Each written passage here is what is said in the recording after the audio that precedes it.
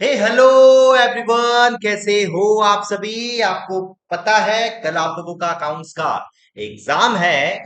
और एग्जाम आप लोगों का जो अकाउंट्स का है उसमें आप लोगों को एक बहुत ही ज्यादा अच्छा परफॉर्म करने के लिए ये मैं आपको आप लोगों के लिए एक सीरीज लेके आया हूं जिसमें मैं आप लोगों को 300 300 से ऊपर एमसीक्यू मैं यहाँ पे सॉल्व कराने वाला हूं। और ये 300 एमसीक्यू इतना खतरनाक होगा, इतना इंपॉर्टेंट होगा कि इसके ऊपर और कोई क्वेश्चन नहीं आने वाला आपके एग्जामिनेशन में। तो ये 300 एमसीक्यू का पूरा वीडियो को अच्छे तरीके से देखिए, मेरे साथ सॉल्व सॉल्व करने की कोशिश कीजिए। कमेंट बॉक्स में मैं टाइम दूंगा आपको, कमेंट बॉक्स में अपना आंसर दीजिए और फिर मेरा आंसर चेक कीजिए, उससे अपना परफॉर्मेंस चेक कीजिए और इवेलुएट कीजिए। देखिए, मैं आज अभी बज रहा है 8। इसका मतलब मैं अभी मान रहा हूं कि अभी तक आप लोगों ने सारा का सारा अकाउंट्स को आपने कंप्लीट कर लिया है। यदि कंप्लीट नहीं कर पाए हैं अभी भी, तो मैं बता दूं आपको कि हम लोगों का एक प्लेलिस्ट बना हुआ है, जाइए वहां पे। उस प्लेलिस्ट में अकाउंट्स का मात्र लास्ट का 2 चैप्टर को छोड़ के बात है कि पूरे चैप्टर्स का रिवीजन वन शॉट वीडियो डाला हुआ है। आप उस सारे वीडियोस को देख लीजिए, उस सारे वीडियो को देख लीजिए। पूरा का पूरा अकाउंट यदि आपने अभी तक एक बार भी नहीं पढ़ा तो भी आप यदि वो वन शॉट देखोगे आपका काम हो जाएगा। तो जाइए उस पहले वन शॉट को देख लीजिए यदि आपने नहीं देखा तो। ठीक है।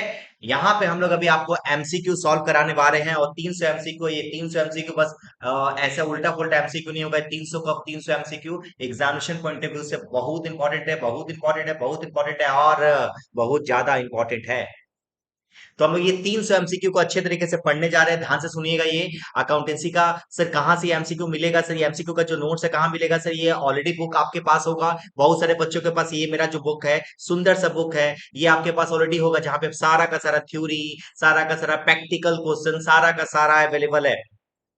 ये बहुत सारे बच्चों के पास होगा, यदि बहुत सारे बच्चे के पास नहीं है, यदि नहीं है तो बस वही करना है आपको, बस ये ग्रुप को ज्वाइन करना है। नीचे डिस्क्रिप्शन बॉक्स में आपको ग्रुप का लिंक मिलेगा, आप फटाफट से ग्रुप पे ज्वाइन हो जाइए। और ग्रुप जैसे ही आप ज्वाइन होंगे, मैं ये सेशन जस्ट कंप्लीट होते ही मैं ये नोट्स को आपको वहां पे क्या करूंगा, प्रोवाइड कर दूंगा। आप नोट्स में आप देखोगे थ्योरी है, प्रैक्टिकल, सारा का सारा चैप्टर वाइज एमसीक्यूज डाला हुआ है।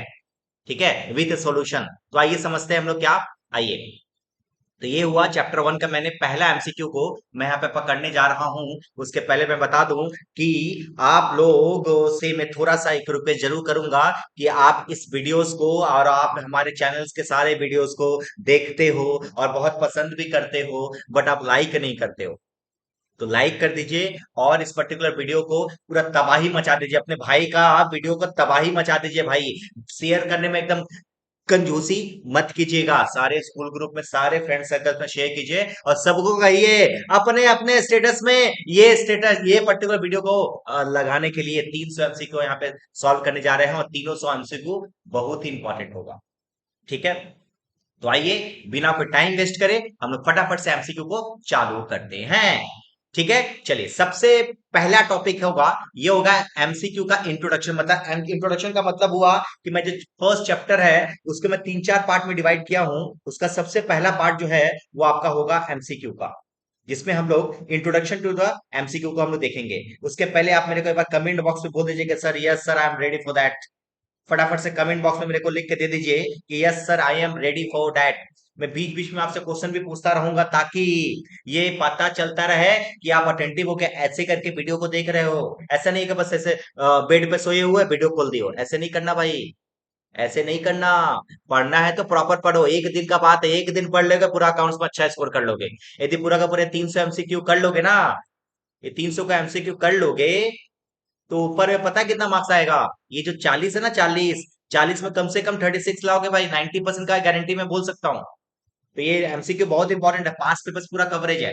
तो इसके अलावा एमसीक्यू आने का चांसेस बहुत ही कम है, बट फिर भी आपको सप्लीमेंट्स में कुछ पढ़ना होगा तो पढ़ लेना, बट पढ़ने की दरकार नहीं है। और सप्लीमेंट्स भी पढ़ना होगा तो आपको यहाँ से पढ़ना। इस बुक में आप देखोगे पूरा का पूरा थ्योरी का भरमार मैंने भरा हुआ है। यहाँ पे प्रैक्टिकल के भी क्वेश्चन से मैंने यहाँ पे इंकॉर्पोरेट किए हैं। आपको यदि प्रैक्टिकल करने का मन है प्रैक्टिकल कर लो, आपके पास थ्योरी करने का मन है थ्योरी कर लो, बट एमसीक्यू करने का मन है तो एमसीक्यू कर लो। एमसीक्यू तुम अगर तुमको करना है पक्का। तो आइए हम लोग एमसीक्यू को सॉल्व करते हैं बिना कोई टाइम वेस्ट करें।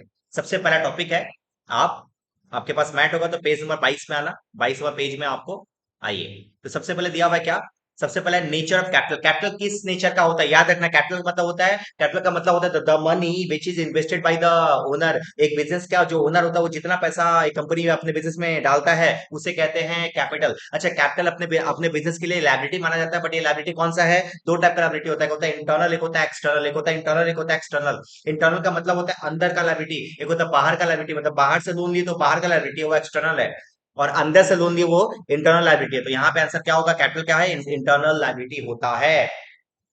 ठीक है, next. Sir which of the following is not a branch of accountancy. याद रखना, अपने पास अकाउंटेंसी का जो ब्रांच होता है, ब्रांच में समझते शाखा, जिससे पेड़ का शाखा होता है ना, वैसे अकाउंट्स अकाउंट्स में भी तीन शाखा है। एक है तुम्हारा फाइनेंशियल अकाउंटिंग जो हम लोग अभी सीखते हैं, एक होता है कॉस्ट अकाउंटिंग, आपके पास कॉस्टिंग टैक्स है जिसका आपको पता होगा, वहां पे कॉस्ट अकाउंटिंग होता है, वो कॉस्ट अकाउंटिंग है, और एक है मैनेजमेंट अकाउंटिंग। याद रखना ये तीन ब्रांच होता है अपने अकाउंटिंग का। तो यहाँ पे बोला है विच ऑफ नॉट पूछा है, बोला क्या कौन सा नहीं है, तो देखो मैनेजमेंट है, कॉस्ट है, फाइनेंशियल है, तो आंसर क्या होगा, बुक कीपिंग। समझ गए क्या बात, यस सर, यस सर, ठीक है। चलो फटाफट से पहले शेयर कर दो भाई, शेयर नहीं कर रहे हो तुम लोग, हम देख रहे हैं यहाँ पे कि आप वीडियो को शेयर नहीं कर रहे हो। आओ। In which of the basis accounting of doctrine of conservatism observe. देखो डॉक्ट्राइन ऑफ कंजर्वेटिज्म का मतलब ये कहता है कि आप उस साल का खर्चा उसी साल में रिकॉर्ड करो, अगले साल रिकॉर्ड मत करो। मतलब कि सपोज मान लीजिए आपको किसी को सैलरी पेमेंट करना था, मान लीजिए 10,000 पर मंथ, आपने क्या किया, उसको 2 महीने का एडवांस दिया, मतलब 14 महीने का आपने 10,000 करके आपको उसको सैलरी दिया। तो याद रखना 2 महीने का जो एडवांस दिया ना, इस साल में क्या करना, माइनस कर देना। ये कौन सा मेथड कहता है, ये मेथड कहता है अपना अप्रूवल कॉन्सेप्ट। ठीक है, नेक्स्ट।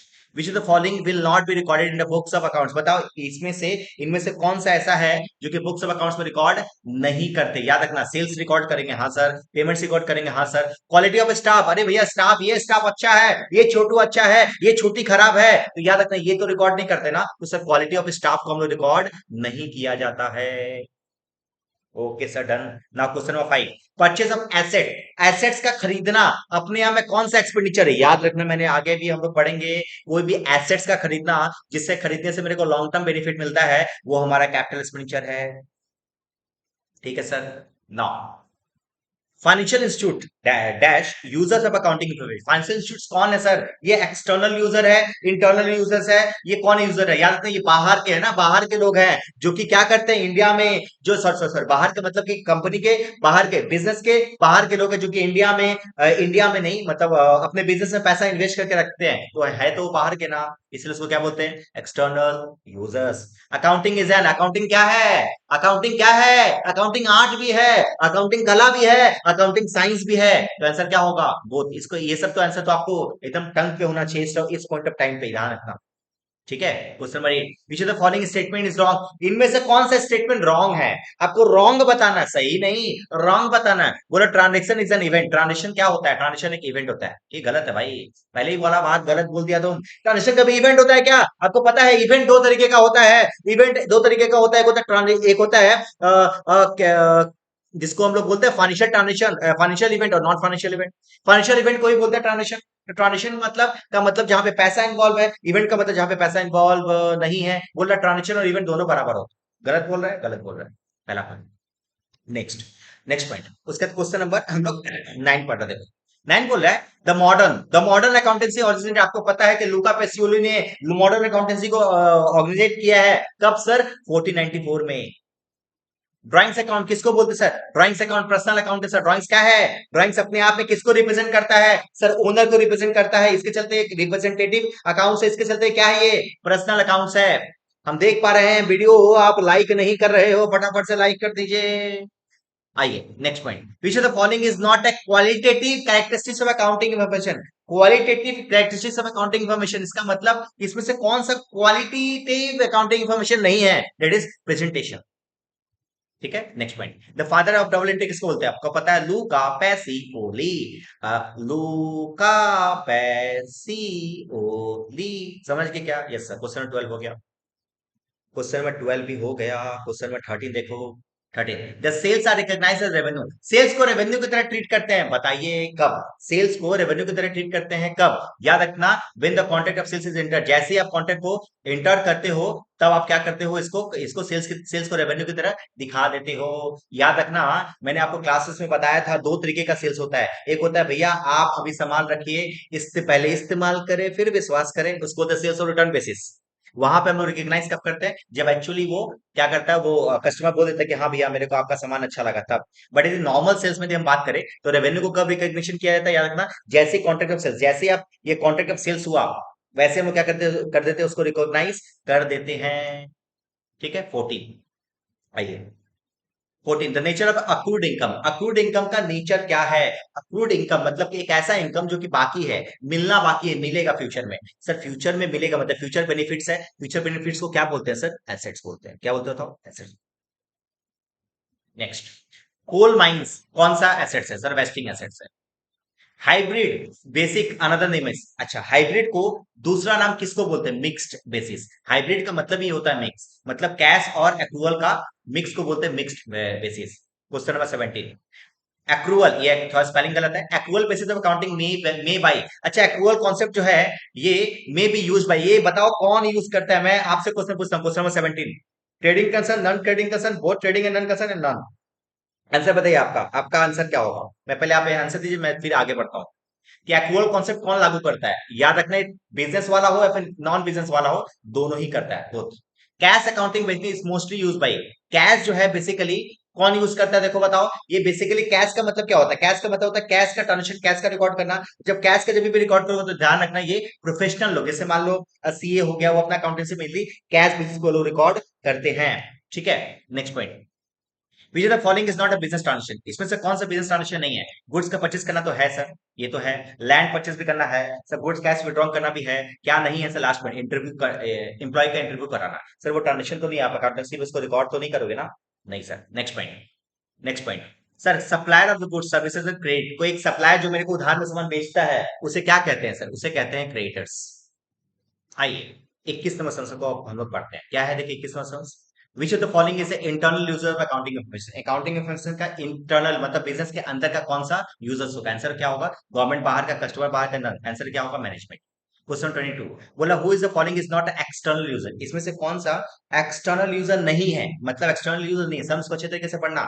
एक्सटर्नल यूजर वो नहीं होना चाहिए। एक्सटर्नल यूजर का मतलब क्या होता है? जो बाहर का है। कौन का है बताओ? जो बाहर का है उसको बोलते हैं एक्सटर्नल यूजर्स। जो नहीं है, इसका मतलब देखो इन्वेस्टर्स तो बाहर का है, ये भी है सर, गवर्नमेंट भी है, क्या नहीं है sir? Management, again management answer हो। ठीक है, नेक्स्ट पॉइंट, क्वेश्चन 23 बोला विच of the following is not a qualitative characteristics of accounting information. Qualitative characteristics of accounting information, वो प्रेजेंटेशन ऑलरेडी ऊपर हम लोग कवर किए थे। Information about the financial performance of the business concern is disclosed इन। अपना financial position, हमारा financial position अपना businesses का कहाँ पे रिफ्लेक्ट होगा? ये कहाँ पे रिफ्लेक्ट होगा? फाइनेंशियल पोजीशन का मतलब होता है क्या? प्रॉफिट और लॉस कहाँ से पता चलेगा सर? पीएल अकाउंट में। Ravi is a furniture dealer, Ravi एक फर्नीचर डीलर है। Which which one of the following transaction are not to be recorded in the books of accounts. इसमें से फर्नीचर डीलर है, उसमें से कौन सा अकाउंट, वो नीचे का जो भी तुमको दिया हुआ है इसमें से कौन सा ट्रांजेक्शन को रिकॉर्ड नहीं करेगा? पहला देखो, परचेस ऑफ टिम्बर रिकॉर्ड करेगा क्या? हाँ सर, लकड़ी खरीदा, लकड़ी का ढेर खरीदा सर, लिखेगा। Sofa set worth ₹20 taken from the business and use by the private purpose. मतलब कि होगा क्या देखो, बिजनेस से बोल रहा है, क्वेश्चन नंबर 25 बोल रहा है कि आप बिजनेस से कोई सामान को उठाते हो अपने पर्सनल पर्पस के लिए, तो फिर उसको लिखेंगे कि नहीं? ऐसे यस सर, ड्राइंग्स तो लिखते ही हम लोग। नेक्स्ट पॉइंट क्या होता है? Sales of furniture use for his household purpose. अरे भैया एक फर्नीचर था जो कि आप घर पे यूज करते थे, और आप उस घर को यूज करते थे घर पे, और उसको क्या करते हैं, उसको बेच दिए सर, उसको रिकॉर्ड थोड़ी करेगा, तो घर का खर्चा है। आइए, फादर आपको पता है, लोका पैसियोली होगा। Next, a person who to whom the money is owned by the business is called, a person to whom the money is owned by the business is called. Owned का मतलब क्या होता है बताओ? बाकी। Owned का मतलब क्या होता है बताओ? ड्यू। ओन्ड का मतलब होता है ड्यू। आपसे एक बिजनेस, आपके बिजनेस से कोई कोई बंदा पैसा पाता है, उसे क्या कहते हैं सर? उसे कहते हैं क्या sir? Creditors. Next, transaction means, transaction क्या होता है? Only giving benefits, only taking benefits, both giving and taking benefits, neither giving not taking benefits. अब इसका मतलब क्या होगा सर? क्या क्या सिर्फ फायदा देना है, क्या फिर सिर्फ बेनिफिट देना है, कि दोनों? आंसर इज दोनों होगा। आंसर इज क्या होगा? बी। मतलब परचेस करना भी तो क्या होगा? ट्रांजेक्शन होगा। सेल्स करना भी ट्रांजेक्शन होगा, दोनों होता है। Next, nature of capital. Capital क्या होता है? कैपिटल एक लायबिलिटी होता है। Next, drawings are actually, drawings क्या होता है, ड्राइंग्स क्या करता है, ड्राइंग्स मतलब कि वो बिजनेस से पैसा निकालते हो आप पर्सनल पर्पस के लिए, उसको बोलते हैं ड्राइंग्स। ड्राइंग्स एक्चुअली क्या करता है पता है, ड्राइंग्स आपके कैपिटल को कंप्रेस कर देता है, आपको कैपिटल को कम कर देता है, reduction in capital. Return inward, और एक्चुअली रिटर्न इनवर्ड किसको बोलते हैं सर, इनवर्ड का मतलब, इन मतलब होता है आना, इन का मतलब होता है आना, एक ऐसा सामान जो कि ऑलरेडी आप बाहर भेज चुके हो, वापस रिटर्न आ रहा है अंदर में, उससे बोलते हैं रिटर्न इनवर्ड, इसको बोलते हैं सेल्स रिटर्न। आपने सेल्स किया होगा तो उसको गुड्स को बाहर भेज दिया होगा, वापस आ रहा है, उसको बोलते हैं सेल्स रिटर्न। रिटर्न आउटपुट किसको बोलते हैं सर, उल्टा, आप यदि कोई सामान आपके पास था, उसको आप बाहर भेज रहे हो, आउट कर रहे हो, आउट कर रहे हो, आउट कर रहे हो, मतलब बाहर भेज रहे हो, मतलब कि sir purchase return. Sir investment क्या है, इन्वेस्टमेंट अपने आप में एक एसेट्स है। Freight and carriage is the, freight मतलब होता है भाड़ा, भाड़ा, कैरेज मतलब भाड़ा, इसको भी क्या बोलते हैं, ये खर्चा है मेरा। The amount of bills payable, sir bills payable क्या होता है, भी हम लोग आगे जाके लास्ट में यूनिट में हम लोग सीखेंगे बिल ऑफ एक्सचेंज में। बिल्स पेबल, बिल्स पेबल अपने आप में एक लाइबिलिटी है। बिल्स रिसीवेबल क्या है, हमारे लिए एसेट्स है। Sir bill receivable, bill receivable क्या होता है सर, लास्ट वाले यूनिट में आपको पढ़े होगे, तो जैसे मान लो ए जो है, ए वादा किया बी को कि हम तेरे को 10,000 रुपीज दे देंगे 3 महीने बाद, तो याद रखना ये ए वादा किया बी को ना, तो ए वादा किया है, तो बी को वादा किया, तो बी के लिए क्या होगा, बिल रिसीवेबल होगा, इसके लिए क्या होगा, बिल्स पेबल होगा। तो ए के लिए बिल्स पेबल क्या है सर, दायित्व है सर, लायबिलिटी है। और इसके लिए क्या है, बिल रिसीवेबल, इसके लिए एसेट्स है, क्योंकि इसको फ्यूचर में क्या मिलने वाला है, इसका बेनिफिट्स मिलने वाला है। भैया आप लोगों को देख रहे हैं कि आप लोग चुपचाप खाली बस वीडियो को देख रहे हो, और कमेंट नहीं कर रहे हो आपके आंसर। भैया जितना ज्यादा पार्टिसिपेट करोगे उतना ही मजा है, पार्टिसिपेट करो और मजे लो। Question number 37, if trade discount is given to the price goods will be. अच्छा, ट्रेड डिस्काउंट का मतलब क्या होता है, यह इसमें दो टाइप के डिस्काउंट होता है। सपोज मैंने आपको बोला कि एक पेन 10 रुपया, दो पेन 18 रुपए, एक पेन 10 रुपए, दो पेन 18 रुपए, जो 2 रुपए का मैंने डिस्काउंट दिया उसको बोलते हैं क्या, ट्रेड डिस्काउंट। आपको मैं बताया, जैसे मान लीजिए आपका बिल होता है, मान लीजिए एक, अरे भैया आओ ना, 1,020 रुपया आपका बिल होता है, मैंने आपको बोला भाई सुनना, 1,020 का तुम्हारा बिल है ना, एक काम कर तू मेरे को 1,000 रुपए दे, आपको अभी का भी देगा, तेरे से 1,000 रुपया ही लेंगे, 20 रुपए का तेरे को डिस्काउंट दे देंगे। इसको बोलते हैं कैश डिस्काउंट, तुरंत पेमेंट के जो डिस्काउंट मिलता है उसे बोलते हैं क्या, कैश डिस्काउंट। ट्रेड डिस्काउंट करने से, कोई भी टाइप का डिस्काउंट करने से क्या होता है बताओ, प्राइस क्या होता है, कम हो जाता है, डिक्रीज होता है। इंपोर्ट क्या होता है, इंपोर्ट का मतलब दूसरे देश से जब हम लोग सामान को हम लोग जब इंडिया में मंगवाते हैं, उससे कहते हैं क्या, import. Purchase of abroad, abroad मतलब होता है बाहर से खरीदना। Question 39, accounting information is use for the purpose of, accounting information किस लिए यूज किया जाता है। अच्छा, अकाउंटिंग इंफॉर्मेशन क्या होता है, कि प्रॉफिट हुआ कि लॉस हुआ, ये किस लिए यूज किया जाता है सर, पता चले हमारा डिसीजन ले पाए, इसको डिसीजन मेकिंग। सर अकाउंटिंग करने के लिए जरूरी है सर सेल, हाँ आंसर क्या होगा, मेन मेन हम लोग प्रॉफिट लॉस जान के क्या करेंगे, ताकि अपने अगले साल के लिए रेडी हो जाएंगे, डिसीजन ले पाएंगे, ठीक है। फर्स्ट चैप्टर में कितना एमसीक्यू है, कुल मिला के 56, फटाफट से खत्म करते जल्दी से। Accounting information supply to, accounting accounting जो इंफॉर्मेशन है वो इज सप्लाई टू, किसको सप्लाई करते हैं सर, अकाउंटेंट्स नहीं सर, मैनेजमेंट नहीं सर, ओनर नहीं sir, all internal external interested parties. इसका आंसर आप दो, हम आपका आंसर कमेंट बॉक्स में आपसे जानना चाहते हैं, बताइए मेरे को आपका आंसर क्या होगा। सर अकाउंटिंग इंफॉर्मेशन जो होता है वो किसके लिए बनाते हैं, क्या अपने लिए बनाते हैं, बिजनेस के लिए बनाते हैं, बिजनेसमैन के लिए बनाते हैं, किसके लिए बनाते हैं, कि बाहर वाले के लिए, दोनों के लिए बनाते हैं, आंसर इज दोनों के लिए बनाते हैं, all the internal and external parties. Next point, question number 41 समझते आ जाओ।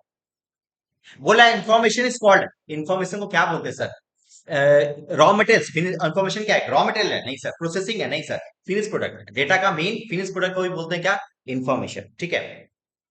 Okay sir, okay sir, okay sir, okay. नौ 42वां पॉइंट बोल रहा है इंफॉर्मेशन प्रिपेयर्ड। अच्छा, इंफॉर्मेशन कहां से बनता है, देखो पहले आता है डेटा, फिर डेटा को प्रोसेस किया जाता है तो बन जाता है इंफॉर्मेशन। तो बोल रहा है क्या, information is prepared from, information कहां से बनता है सर, डेटा से, आंसर क्या होगा, डेटा से।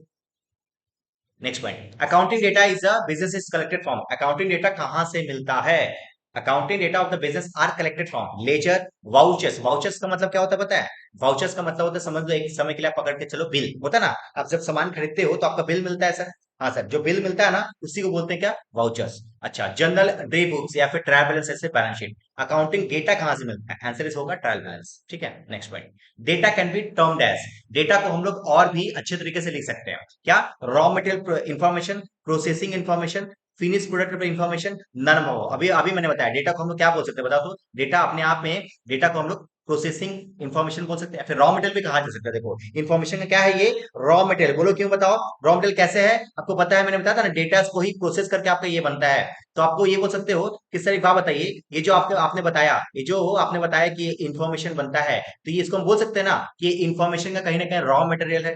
तो आपका आंसर ये पॉइंट नंबर ए भी हो सकता है, बट कई सारे बुक में इसका आंसर पॉइंट नंबर बी भी है। तो आपका आंसर एग्जाम में भी आएगा तो क्या करेंगे सर, एग्जाम में आएगा तो आप ए नंबर पॉइंट करके आएगा। बट मैं बता दूं, सेकंड नंबर पॉइंट भी सही है। नेक्स्ट पॉइंट, क्वेश्चन नंबर कौन सा सर, क्वेश्चन नंबर 45। आइए, अब पोजीशन ऑफ स्टेटमेंट एक, अच्छा देखो, एक फाइनेंशियल पोजीशन पूछेगा, फाइनेंशियल पोजीशन, आंसर होगा पीएल अकाउंट। बोल रहा है कि एक बिजनेस का स्टेटमेंट पोजीशन, मतलब कि उसका एक्चुअली फाउंडेशन कंडीशन कैसा है, ये कैसे पता चलता है, आंसर इज बैलेंस शीट। ठीक है, क्या कहां से पता चलता है बताओ, बैलेंस शीट से। एक मिनट, एक मैसेज आया। हाँ सर, मेरे को ये क्वेश्चन नंबर 48 नहीं समझ में आ रहा है। ओके ठीक है, थोड़ा सा वेट करो दोस्त, बता देंगे क्वेश्चन नंबर 46 देखो। The information statement, income statement of business indicates, income statement of the business क्या दिखाता है सर, इनकम स्टेटमेंट का मतलब ही होता है पीएल अकाउंट। ठीक है, तो 43 46 का क्या होगा, सी। 47, एक्सपोर्ट इंडिकेट्स, एक्सपोर्ट का मतलब क्या होता है, अपने देश से यदि हम लोग सामान दूसरे देश में भिजवाते हैं उसे बोलते हैं क्या, एक्सपोर्ट। इसको बोलते हैं sales of, sales in abroad, बाहर हम लोग बाहर में सामान को भिजवा रहे हैं। मॉडर्न अकाउंटिंग सिस्टम आपको पता है 1494 में है। फादर कौन है सर, लुका पैसिओली कौन है sir, sir British Luca Pacioli बस कहाँ से था सर, सर आपको पता है इटली का था ये।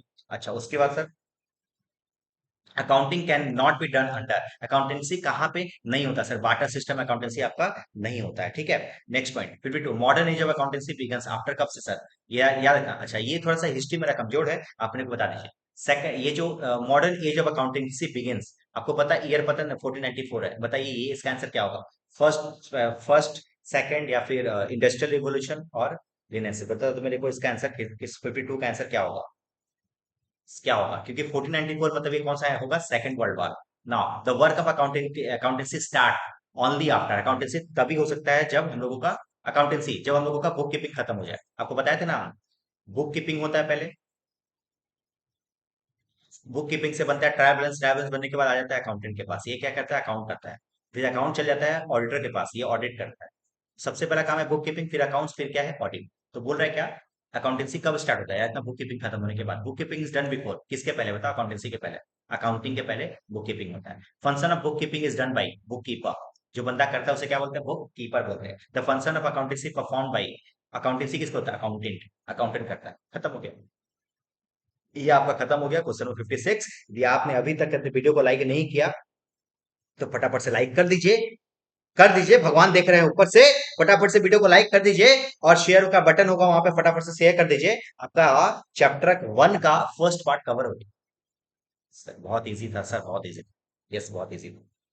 आइए, आइए हम लोग अब सेकंड नंबर पार्ट में जाते हैं, that is theory based accountancy, accounting का हम लोग यहाँ पे चीट फाड़ मचाएंगे। कितने एमसीक्यू हैं सर इसमें, देख लेते हैं बता सर, इसमें एमसीक्यू है 46। ओके, तो आइए हम लोग फटाफट से अब चालू करते हैं सेकंड पार्ट। आइए, देखिए सबसे पहला पॉइंट, सबसे पहला पॉइंट बोल रहा है इंटरनेशनल, बोल रहा है इंटरनेशनल अकाउंटिंग स्टैंडर्ड कमेटी कब बना था, ये ध्यान रखना, इसके ऊपर क्वेश्चन पूछता है 1973 में। ठीक है, next point, the accounting standard, देखो ये बेसिकली थ्योरी के ऊपर एमसीक्यू है, तो इसको थोड़ा सा रट्टा मारना होगा तो रट्टा मार लेना, बट याद करके जाना। नेक्स्ट है accounting standard followed in India, India में जो अकाउंटिंग स्टैंडर्ड फॉलो होता है वो कौन इशू करता है, आपको ऑलरेडी मैंने क्लासेस में बताया था कि इंडिया में आपको पता है ICAI, institute of charity accountant of India, जो कि 1949 को बना था। इसके पास पावर है कि अकाउंटिंग स्टैंडर्ड इशू करना, अकाउंटिंग स्टैंडर्ड का मतलब होता है अकाउंटिंग रूल्स। तो आंसर क्या होगा, स्टैंडर्ड बाई आईसीएआई। ठीक है, क्वेश्चन नंबर 3, ठीक है देखो, international accounting standard are prepared by, international accounting standard कौन क्रिएट करता है, AISA, कौन बताइए, AISA। Next point, question number 4, only material and significant information are to be reported in the financial statement under full disclosure principle, matching concept, materiality concept, कौन सा answer होगा, answer होगा point number सी। ठीक है, 4 का answer होगा सी। ठीक है, आओ, full disclosure of all material financial information without cancelling anything under. Answer क्या होगा सर? Full disclosure principal. याद रखना, फुल डिस्क्लोजर प्रिंसिपल ये कहता है कि सारा का सारा इंफॉर्मेशन को, अपने अकाउंटिंग प्रिंसिपल का सारा इंफॉर्मेशन को उसको कहीं ना कहीं डिस्क्लोज कर। Next point, the main centre of focus of amount, the main center of focus of what? Amount of assets and their effective utilization under, the main center focus in the amount of assets। अच्छा, asset answer क्या होगा? Fund concept. Next one, money is considered to an basic unit under. Money एक main important part है किसमें? ये कौन से concept में बोला जाता है? Answer is money measurement concept. क्योंकि मनी मेजरमेंट कॉन्सेप्ट हम लोगों को सिखाता है कि याद रखना, मनी मेजरमेंट कॉन्सेप्ट में बोलता है कि अकाउंटेंसी में वही रिकॉर्ड करो जिसको मनी में आप तौल सको, मनी में एक्चुअल में उसको दिखा सको। क्वेश्चन नंबर 9, ठीक है। The proprietor is solely liable to meet all the liabilities of the enterprises proprietor is solely liable for the all। Answer is proprietorship concept, sole proprietorship concept। Next question number 9, the principle of accounting which is recognized to twofold। बोल रहा है कि accountancy का कौन सा principal है जो बोलता है कि हर एक ट्रांजेक्शन का दो इफेक्ट होता है? Dual concept. Answer is dual aspect concept. Code number 9 का सी। ठीक है, आगे next point, accounting period concept highly related to. Accounting period concept का मतलब क्या होता है कि सर अकाउंटिंग पीरियड मतलब हम लोग जो अकाउंटेंसी रिकॉर्ड करते हैं उसको अकाउंटिंग पीरियड की तरह रिकॉर्ड करो, ऐसा कौन बोलता है? याद रखना, हमारा अकाउंटिंग पीरियड कॉन्सेप्ट होता है अपना going concern cost concept, money measurement concept, realization concept. Answer होगा कि यहाँ पे क्या होगा? Accounting period concept is highly related to. किससे रिलेटेड है? ये किससे रिलेटेड है? एक पीरियड कॉन्सेप्ट मतलब क्या बताता है कि आप अकाउंटेंसी को एक पर्टिकुलर टाइम पीरियड के लिए आप बनाइए, तो ये बेसिकली किससे रिलेटेड होगा?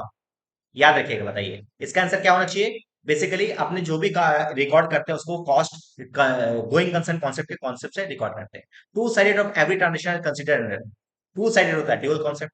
Under matching concept matching is done between. अच्छा, मैचिंग जो कॉन्सेप्ट होता है उसमें किस में मैचिंग करते हैं? इसका जो आपका जो आंसर होगा मैं आपसे पूछना चाहता हूं, बताइए मेरे को कि किस कॉन्सेप्ट में, under the matching concept is done between, किसके किसके अंदर में किया जाता है? याद रखिएगा, बताइए एक बार। Assets and liability, capital and drawings, receipts and payment and income expenditure. Answer क्या होगा? Income and expenditure. Now question 13 का आंसर क्या है? Indian accounting standard are prepared. आपको पता है आईसीआई, मैंने ऑलरेडी ऊपर में डिस्कस किया था।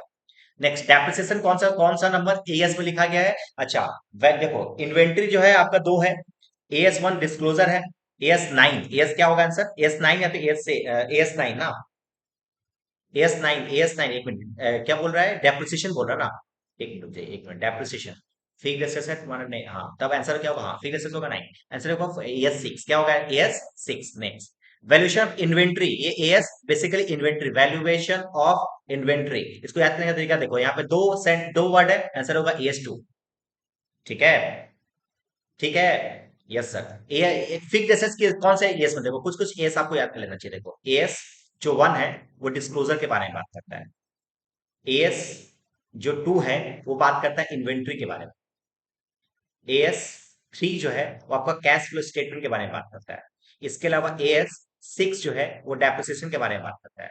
एएस एएस 10 जो है आपका फिक्स्ड एसेट्स के बारे में बात कर रही है। ये आपको याद कर लेना चाहिए क्योंकि इसके ऊपर आपका एमसीक्यू बन सकता है, पूछेगा भी इसमें। ठीक है, ये थ्योरी टॉपिक है, ध्यान रखना।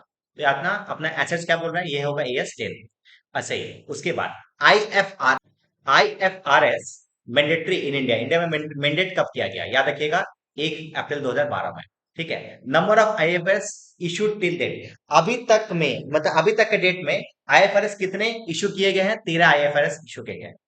The old name of IFRS, IFRS का दूसरा मतलब एक्चुअली आईएफआरएस क्या है? एक रिप्लेसमेंट है। किसका बताइए? एक रिप्लेसमेंट है सर। इसके पहले का इसका उसका पुराना नाम क्या था? IAS, international accounting standards. IAS का इशू देखो, आईएएस जो इशू किया गया था वो कौन से ईयर में इशू किया गया था? बताइए, आंसर होगा क्या? 1973 से लेकर 2001 तक में। ठीक है, समझ गए? Next point, according to which the principal even the proprietor the business is treated as a creditors of the business। क्या होता है? according to which principle, कौन से प्रिंसिपल से the proprietor of business is treated as a creditor, एक proprietor को creditor की तरह ट्रीट करते हैं। आपको पता है बिजनेस में बहुत सारा कॉन्सेप्ट है, उस कॉन्सेप्ट में एक कॉन्सेप्ट है, कॉन्सेप्ट का नाम है सेपरेट लीगल एंटिटी। वो कहता है बिजनेसमैन और बिजनेस क्या है? अलग अलग है। यदि हम बिजनेस में पैसा डालते हैं तो हम अलग है, बिजनेस अलग है, तो ये कौन बोलता है सर? बिजनेस एंटिटी कॉन्सेप्ट होता है। Next, according to the principle of conservatism, closing stock is valued at, या क्लोजिंग स्टॉक को कौन से हिसाब से रिकॉर्ड करते हैं, याद रखना। इसको रिकॉर्ड करते हैं कॉस्ट और एनआरवी, कॉस्ट और एनआरवी, नेट रिलायजेबल वैल्यू, ये दोनों में जो लोअर अमाउंट होता है उससे रिकॉर्ड करते हैं। आंसर होगा हिस्टोरिकल कॉस्ट मतलब कॉस्ट, नेट रिलायजेबल ये आंसर क्या होगा, दोनों में क्या होगा, जो लॉट होगा, दोनों में जो लेस होगा उसमें हम लोग रिकॉर्ड करते हैं। इसका आंसर होगा क्या, 22 का सी। समझ गए क्या बात? अभी आपको कोई डाउट है तो पूछ ले बार कमेंट बॉक्स में। नहीं, आओ, which of this is not a fundamental accounting assumption. Fundamental accounting assumption कौन सा नहीं है? Answer is materiality concept. कौन सा नहीं है, कौन सा है, is not a fundamental accounting, materiality concept नहीं है। अच्छा, एज पर ड्यूअल कॉन्सेप्ट आपको पता है क्या होता है? Assets equal to liability plus capital, assets equal to liability minus capital, answer ये नहीं होगा। एसेट्स इक्वल टू कैपिटल, ये भी नहीं होगा। कैपिटल प्लस लायबिलिटी, आंसर होगा सी का। ठीक है क्या, समझ गए? अरे भैया भैया समझ गए? यस सर समझ गए, बताइए आगे। हाँ नेक्स्ट, 25, 25 का accounting stand issued by India में, अकाउंटिंग स्टैंड कौन इशू करता है? ICI, already clear. International accounting stand कौन इशू करता है? आपको पता, अभी अभी मैंने ऊपर बताया, फटाफट से आप मेरे को बता दीजिए। और इंटरनेशनल अकाउंटिंग स्टैंड कौन इशू करता है, बता दीजिए, मैं आपका वेट कर रहा हूँ आपके आंसर का। Yes, international accounting standard board, IASB. Double entry system is based on the principle of, double entry system जो है वो किस प्रिंसिपल के ऊपर बेस्ड है? किस प्रिंसिपल का मतलब क्या बोलता है, ये बेसिकली क्या कहता है बताओ? डबल एंट्री सिस्टम क्या बोलता है कि हमेशा ध्यान रखना हर एक ट्रांजेक्शन का दो इफेक्ट पड़ता है। तो ये होता है ड्यूअल कॉन्सेप्ट, ये पॉइंट है। देखो ये थ्योरी है, थोड़ा बहुत आपको थोड़ा सा इसको रट्टा मार लेना है, क्योंकि इस पॉइंट ऑफ टाइम पे आपको मैं कॉन्सेप्ट उसका समझा नहीं सकता, क्योंकि मैं एमसीक्यू अभी सॉल्व करा रहा हूँ। जब मैं रेगुलर क्लासेस दिया था, बच्चों को पता होगा, मैंने एक एक अकाउंटिंग स्टैंड को एक एक कॉन्सेप्ट के ऊपर मैंने अच्छा खासा टाइम लेके अच्छा खासा एग्जाम्पल के साथ हम लोगों ने क्लासेस में डिस्कस किया था। ठीक है, उसके पहले मैं बता दूं, यदि आप सेकंड सेमेस्टर के क्लासेस करना चाहते हो तो आप हमारे classes face to face, online and as well as offline classes भी हमारे कर सकते हो। यदि आप हावड़ा से हो तो आप हावड़ा इसी मार्केट के जस्ट बगल में हमारा सेंटर है, आप वहां पे क्लासेस कर सकते हो face to face. Face to face की फायदा ये है कि फेस टू फेस के साथ साथ हम लोग वीडियो बैकअप भी देते हैं। मतलब मान लीजिए आप कोई क्लास एब्सेंट हो, उस क्लास एब्सेंट का भी वीडियो आपको मिल जाएगा। इवन एग्जाम के एक महीने पहले सारा का सारा वीडियो आपको दे देंगे, ताकि आप क्या कर सकते हो, एग्जाम में आप आराम से रिवाइज कर सकते हो। ठीक है, तो ये है फेस टू फेस का जादू। यदि आप फेस टू फेस नहीं कर सकते, मान लीजिए आप ऑनलाइन ही करना चाहते हैं, तो ऑनलाइन भी अवेलेबल है, हमारे एप्लीकेशन आपको डाउनलोड करना पड़ेगा, प्ले स्टोर में मिलेगा, AJIDOCOM। एप्लीकेशन जैसे डाउनलोड करोगे, हम लोगों का बैच चालू होने वाला फर्स्ट वीक ऑफ अक्टूबर में, आपको अनाउंसमेंट पे चला जाएगा। और इतना कम रेट लूंगा ना, इतना कम रेट लूंगा, आप कभी भी सोच भी नहीं सकते कि इतना इतना कम रेट में कोई टीचर कैसे पढ़ा सकता है। ठीक है, अपना जो मेन मोटिव ही है अधिकतर से अधिकतर बच्चों को पढ़ाना, अधिकतर से अधिकतर बच्चों को एकदम बेटर सर्विसेज देना। तो ये मकसद से हम लोग क्या करेंगे, आएंगे। बस उस पर्टिकुलर वीडियो का वेट कीजिए। और यदि आपको क्लासेस करना है तो इसमें इस नंबर पे मेरे को एक बार व्हाट्सएप कीजिए, मैं आपको सारा का सारा डिटेल आपको मैं बता दूंगा, online offline face to face सारा का सारा क्लासेस के बारे में। ठीक है, now, 28 का next. The assumption that a business enterprises will continue its operating for the in time time, ये ऐसा कौन सा कॉन्सेप्ट जो ये कहता है हमारा बिजनेस जो है चलता रहेगा चलता रहेगा चलता रहेगा चलता रहेगा, sir going concern concept. Next, the principle is accounting which recognized twofold, बोला टू फोल्ड होता है, except our business transaction is, ये थोड़ा सा इसका ये क्वेश्चन थोड़ा सा गलत है। हाँ ठीक है, क्वेश्चन का आंसर एक्चुअली गलत है। अच्छा, विच इंस्टीट्यूट रेस्पॉन्सिबल, ये ना थोड़ा सा इसका क्वेश्चन थोड़ा सा रॉन्ग है, क्वेश्चन आंसर थोड़ा सा रॉन्ग है, तो मैं इसको थोड़ा कट कर सकता हूँ। ठीक है, ध्यान रखिएगा। Next point, 30 point, which of the institute is responsible in India for implementation accounting, इसमें से कौन सा इंस्टीट्यूट को दिया गया है कि भैया आप अकाउंटिंग स्टैंड संभालिए? Answer is ICAI, depreciation AS6 में है। अच्छा, Indian accounting stand issued by, ये दोबारा रिपीट हो गया, अगेन आईसीएआई होगा। आईसीएआई इज इंडिया, ये कब बना था सर, ये ध्यान रखना, ये थोड़ा सा रिपीट हो गया यहाँ पे, थोड़ा सा गड़बड़ी हो गया, थोड़ा सा आपको थोड़ा सा ध्यान देना है। ठीक है, मैं कटवा दे रहा हूँ, टेंशन मत। और बाद में क्या बहुत इंपॉर्टेंट है, ये जो फॉलोइंग फंडामेंटल अकाउंटिंग एग्जाम्पशन, ये दूसरा बहुत है। Peer peer account is prepared period of one is following accounting period concept. ऐसा क्या होता है, अकाउंटिंग पीरियड कॉन्सेप्ट बोलता है कि अकाउंटिंग पीरियड कॉन्सेप्ट बोलता है कि अकाउंटेंसी को आप हमेशा 1 साल के लिए बनाइए। ठीक है, उसके बाद देखिए, देखिए बने रहिए, बहुत सारा एमसीक्यू अभी और भी आने वाला है। ये तो पूरा का पूरा वीडियो को जरूर से देखिए, ताकि आपको अच्छे तरीके से कल के लिए प्रिपेयर हो जाओ। ठीक है, और कितना मार्क्स लाएगा, कितना मार्क्स आया है, मेरे को जरूर से बताइएगा। Next point, in which the financial transaction are not recorded because of, अच्छा नॉन फाइनेंशियल ट्रांजेक्शन को हम लोग रिकॉर्ड नहीं करते, कौन बोलता है? क्योंकि मनी मेजरमेंट कॉन्सेप्ट ये कहता था कि उसी चीज को रिकॉर्ड करो जहां पे पैसा का इन्वॉल्वमेंट हो। ठीक है। नेक्स्ट 36 ना, 36 तो हाँ। If the Calcutta furniture market क्या किया, परचेज किया 2 अलमीरा, it will be treated as accounting as. अच्छा एक बात बताओ, हमको एक फर्नीचर खरीदे, एक ऐसा बिजनेस जो कि परचेस किए, ठीक है, कोई सामान खरीदे, अपने एसेट्स की तरह यूज करेंगे तब तो वो एसेट्स खरीदे हैं, बट याद रखना उसको बेचने के लिए खरीदेंगे तो क्या होगा, वो गुड्स होगा। गुड्स मतलब परचेस होगा। इसको कैसे ट्रीट करेंगे, देखो बोल रहा है कोलकाता फर्नीचर, ये तो और अपने आप में एक फर्नीचर का ही बिजनेस है, और एक 2 अलमीरा एक फर्नीचर ही खरीद रहा है, तो क्या होगा, इसके लिए परचेस होगा, ठीक है, ध्यान रखना। Next point, under the matching concept, matching is done between. Matching concept में मैचिंग किसके किसके बीच में होता है, एक्सपेंसेस और इनकम के बीच में। On order of sales of an article in the receiver, first goods are sent to the 15 and the amount of receipt in cash of 18। अच्छा अच्छा, डेट ऑफ रेवेन्यू रिकग्निशन बोल रहा है क्या, एक आर्टिकल्स है जिसको आप सेल किए हो 1 तारीख को, गुड्स आर सेंट, गुड्स भेजे हो 15 तारीख को, कैश मिला है 18 तारीख को, सेल्स की तरह रेवेन्यू में ट्रीट कब करोगे, ये बहुत अच्छा समझ ध्यान रखिएगा, इसको सेल्स की तरह ट्रीट कब करोगे, जैसे सेल्स एग्जीक्यूट हुआ, आप उसको ऑर्डर लिए थे 1 तारीख को, आप जैसे ही उसको सामान भिजवाए आपका सेल्स रिकग्निशन हो जाएगा, आंसर क्या होगा, 15 तारीख। ये इंपॉर्टेंट है, ध्यान रखना, टेक्निकल एग्जाम में आ सकता है, ठीक है। Next point, gap. गैप क्या होता है, मैंने ऑलरेडी थ्योरी में आपको बताया था गैप का मतलब क्या होता है, ठीक है, 39 ना। हाँ सर, गैप, गैप का मतलब तो generally accepted accounting principle. Now which accounting standard in India indicates a valuation of inventory, AS2। Inventory किसके बारे में बात करता है, AS2। Now according to which of the principle of business even the proprietor of the business treated as a creditor. ऊपर में हम लोग अभी ही पढ़े थे, बताइए। business entity concept। Next point, on which of the business accounting doctrine of conservatism accounting absorb।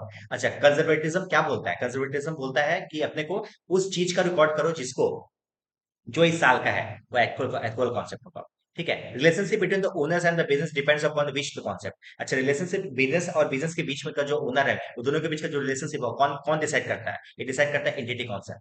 Under the matching concept, matching is done between again income expenditure. Next point, capital is shown in the liability side balance sheet, because capital को हम लोग liability balance sheet के liability side में दिखाते हैं। ऐसा क्यों दिखाते हैं, क्योंकि हम बताते हैं इसको लायबिलिटी के साथ क्यों दिखा रहे हैं, ये समझना है। कैपिटल है लायबिलिटी, हाँ, इसको लायबिलिटी की तरह क्यों दिखाते हैं, आपको पता है कि सेपरेट लीगल एंटिटी कहता है कि ये आपका बिजनेस है और ये आप है, ये दोनों के बीच का रिलेशनशिप अलग अलग है। आप यदि बिजनेस में पैसा डालते हो उसी को बोलते हैं कैपिटल। आप यदि अपने बिजनेस में पैसा डाल रहे हो तो वो है कैपिटल, और ये कैपिटल कहीं ना कहीं हम किसी और को दे रहे हैं 1,000 रुपया का कैपिटल दे रहे हैं, तो कहीं ना कहीं मेरे लिए वो एसेट्स होगा, बट सामने वाला पार्टी के लिए क्या होगा, वो लायबिलिटी होगा, इसलिए कैपिटल को लायबिलिटी की तरह ट्रीट करते हैं। ये कौन बोलता है सर, ये कहता है separate legal Indian accounting standard issued by again ICAI, institute of chartered accountant of India, ठीक है। सर इसको रिपीट बार बार किया गया, रिपीट नहीं किया गया। सम्स का देखो कि वेरिएंट अलग अलग है, सम्स का वेरिएंट अलग अलग है, मतलब कि सम्स का पूछने का तरीका अलग अलग है, बट आंसर सेम नहीं होते, ठीक है। एग्जाम में इतना MCQ कर लेना, ठीक है। यहां तक हम लोगों ने अभी कवर कर लिया है, थ्योरी पूरा का पूरा कवरेज हो गया। अभी हम लोग फर्स्ट चैप्टर में ही जो थर्ड पार्ट है वहां पे हम लोग जाने जा रहे हैं, जिसके बारे में बात करते हैं अकाउंटिंग इक्वेशन के बारे में। तो आइए बिना कोई टाइम वेस्ट करे हम लोग ये भी चालू करते हैं, जो कि अकाउंटिंग इक्वेशन के ऊपर सबसे इंपॉर्टेंट वाला MCQ। उसके पहले बता दें, यदि आपने अभी तक वीडियो को लाइक नहीं किया और सब्सक्राइब नहीं किया तो भाई पाप है, भाई पाप, इस पाप से बचो और सब्सक्राइब करो चैनल्स को, और चैनल्स का वीडियोस को शेयर कीजिए अपने फ्रेंड सर्कल्स में। इतना मेहनत कर रहे हैं, देखो पसीना चूर रहा है, ऐसा मेहनत कर रहे हैं, फटाफट से कीजिए। आइए समझते हैं बात। क्वेश्चन नंबर 1 का क्या बोल रहा है, देखो। The capital of the owners business कितना है, कैपिटल है कितना, 1 लाख रुपए। इसको तो सॉल्व करना पड़ेगा, मैं सॉल्व करके दिखा रहा हूँ। रिजर्व एंड सरप्लस है, ये भी कैपिटल का ही पार्ट है, समझ लो 40,000 रुपए प्रॉफिट का पार्ट होता है एक्चुअली। एक्सटर्नल लाइबिलिटी क्या है सर, 25,000 रुपए, ये भी लाइबिलिटी है, कितना रुपए सर, 25,000 रुपए। आपसे पूछा एसेट्स क्या होता है, अरे भैया सबको जोड़ दो ना, आपको पता है assets equal to liability plus capital होता है। कैपिटल है 10,000 पर, ये भी प्रॉफिट ही होता है, इसमें जोड़ दो, इसमें जोड़ दो, कितना आ जाएगा सर, आ जाएगा कितना, 1 लाख, 1,40,000, 1,65,000 का आंसर हो जाएगा 1,65,000। Yes sir. Which of the following is correct, इसमें से कौन सा करेक्ट है, करेक्ट क्या है सब बताते हैं। ये देखो कैसे करेक्ट होता है, देखो ये देखिएगा, इसको थोड़ा सा क्वेश्चन 2 को समझाने के लिए थोड़ा सा मैं एग्जांपल ले रहा हूँ, अच्छे तरीके से एग्जांपल को समझो ताकि ये क्वेश्चन का आंसर आप पकड़ कर, ठीक है, समझना है बात। होता क्या है, होता क्या है ना, देखो, जैसे मान लीजिए आप एक बिजनेस स्टार्ट किए, इस बिजनेस में आपने कैपिटल डाला मान लीजिए 1 लाख रुपए, इसको बोलते हैं ओपनिंग कैपिटल। जब हम बिजनेस स्टार्ट किए थे तो ओपनिंग कैपिटल कितने का था? 1 लाख। आपने क्या किया, पूरा साल भर मेहनत किया, मेहनत करके आपने कुछ प्रॉफिट कमाया, मान लीजिए 30,000 का प्रॉफिट कमाया। 30,000 का कितना का प्रॉफिट कमाया? 30,000 का प्रॉफिट कमाया, ठीक है सर, 30,000 का प्रॉफिट कमा लिए। Okay sir. अच्छा, कुछ दिनों बाद कुछ और पैसे पैसे का दरकार पड़ा, मान लो फ्रेश कैपिटल आपने और भी इंट्रोड्यूस किया। फ्रेश कैपिटल और भी आपने क्या किया? इंट्रोड्यूस किया। मान लीजिए कितने का सर? ये मान लीजिए 40,000 का। ठीक है सर, बट कुछ पैसा आपने निकाल दिया, दैट इज ड्राइंग्स। 20,000 का आपने पैसा निकाल दिया। तो एक बात बताइए, ये जो निकलेगा ना, इसे बोलेंगे क्या? Closing capital. तो आपने ओपनिंग कैपिटल से इसको जोड़ दिया, प्रॉपर्टी जोड़ दिया, हाँ सर। 10 + 20, 1 लाख + 30, 1,30,000। फ्रेश कैपिटल भी आया तो जोड़ दिए सर, ये लेके गए तो आप इसको क्या कर दिए? माइनस कर दिए। ये सबको ऐड कर दिए, ये सबको माइनस कर दिए। 1,30,000, 1,40,000, 1,70,000 में से 20 चला गया, 1,50,000 रुपए से क्लोजिंग। तो कहीं ना कहीं क्लोजिंग स्टॉक को हम बोल, क्लोजिंग स्टॉक बोला, क्लोजिंग कैपिटल को हम लोग बोल सकते हैं कि क्लोजिंग कैपिटल का फॉर्मूला क्या होता है सर? क्लोजिंग कैपिटल को हम लोग ऐसे कह सकते हैं, closing capital is equal to opening capital, closing capital is equal to opening capital plus profit plus introduction capital minus drawing. Answer is point number A, answer सही होगा। बस एक क्वेश्चन पूछा है। Next, a partnership firm borrows a sum of money, there will be. अच्छा एक बात बताओ, एक पार्टनरशिप फर्म, मान लो एक पार्टनरशिप फर्म मार्केट से लोन लेता है, बोरो करता है, लोन लेता है, तो इन दैट केसेस क्या होगा सर? अच्छा, लोन लेता है ना, क्या होता है? Partners borrows a sum of money, there will be क्या होगा? Decrease in capital. कैपिटल क्या हो जाएगा? कम हो जाएगा, क्योंकि वो लोग लोन लेता है ना। एक पार्टनर पार्टनरशिप फर्म से लोन लिया, तो पार्टनरशिप फर्म का तो कैपिटल क्या हो जाएगा? डिक्रीज हो जाएगा ना सर। हाँ सर, डिक्रीज हो जाएगा, बस यही बात होना चाहिए। Next, the A business assets कितना है? एसेट्स कितने का है सर? एसेट्स है आपका, आपका एसेट्स है, अरे यार, आपका एसेट्स है 80,000 रुपया। आपका लाइबिलिटी कितना है सर?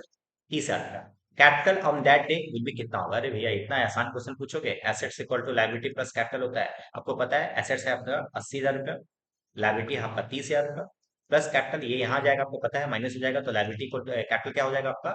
50,000। आंसर क्या होगा? 50,000। वैसे देखो, तपन हैज कैपिटल 60,000 पर, लाइबिलिटी 20,000, तो आंसर क्या हो जाएगा? इसको जोड़ दोगे एसेट्स में तो क्या आ जाएगा? 80,000 का। इसको थोड़ा सा सॉल्व करो भाई, बन जाएगा। चलो क्वेश्चन नंबर 6 का आंसर खुद बताओ। स्वपन हैज ओपनिंग कैपिटल है 1 लाख रुपए, एसेट्स है 40,000 रुपया, 1,40,000, तो बताओ लाइबिलिटी कितना हो? फटाफट से मेरे को आंसर बता दो। 6 का आंसर आप बताइए, 6 का आंसर आप बताइए कितना आंसर होगा? 6 का आंसर आप बताइए कि आंसर कितना होगा? आपका कैपिटल है 1 लाख, एसेट्स है 1,40,000, तो आपका लाइबिलिटी कितना होगा? ऑब्वियसली दोनों के बीच का गैप, आंसर इज 40,000 का।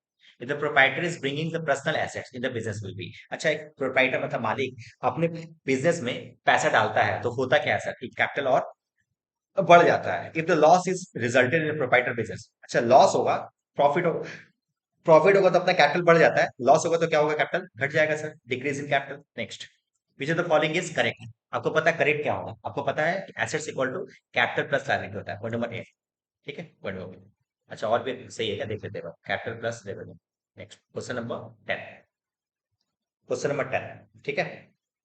आओ, what will you the amount of liability of the owner if the total assets of the organization are the liability of the third party is 50,000? देखो देखो, समझ में क्या बोल रहा है? कि यदि आपका यदि आपका एसेट्स है, ये आपका एसेट्स है 1,20,000, और लाइबिलिटी है आपका 50,000, ये लाइबिलिटी है 50,000 का, तो आपका कैपिटल कितना होगा? ये बोल रहा है ना, लाइबिलिटी ऑफ द ओनर मतलब कैपिटल क्या होगा? आराम से निकालो ना। अगर आपको पता है फॉर्मूला क्या होता है, फॉर्मूला में फिर से लिख के बताता हूँ। Assets equal to capital plus liability. आप कैपिटल की जगह पे कैपिटल लिखोगे, लाइबिलिटी की जगह पे कितना लिखोगे? 50,000 रुपया। और यहाँ पे लिखोगे एसेट्स, ये यहाँ जाएगा, माइनस हो जाएगा, मतलब 1,20,000 माइनस 50 मतलब 70,000। आंसर क्या होगा? 70। एकदम सिंपल सिंपल सबसे है। जो liability of the third party है, मतलब लाइबिलिटी है तुम्हारा, यहाँ पे लाइबिलिटी है तुम्हारा 60,000 रुपया, कैपिटल दे दिया 90,000 रुपया, टोटल एसेट्स कितना होगा? सर दोनों को जोड़ दो, ठीक है, तो आ जाएगा 1,50,000 रुपया का आंसर। ठीक है, इधर liability of the third party मतलब लाइबिलिटी आपका है 60,000 रुपया, टोटल एसेट्स कितने का है?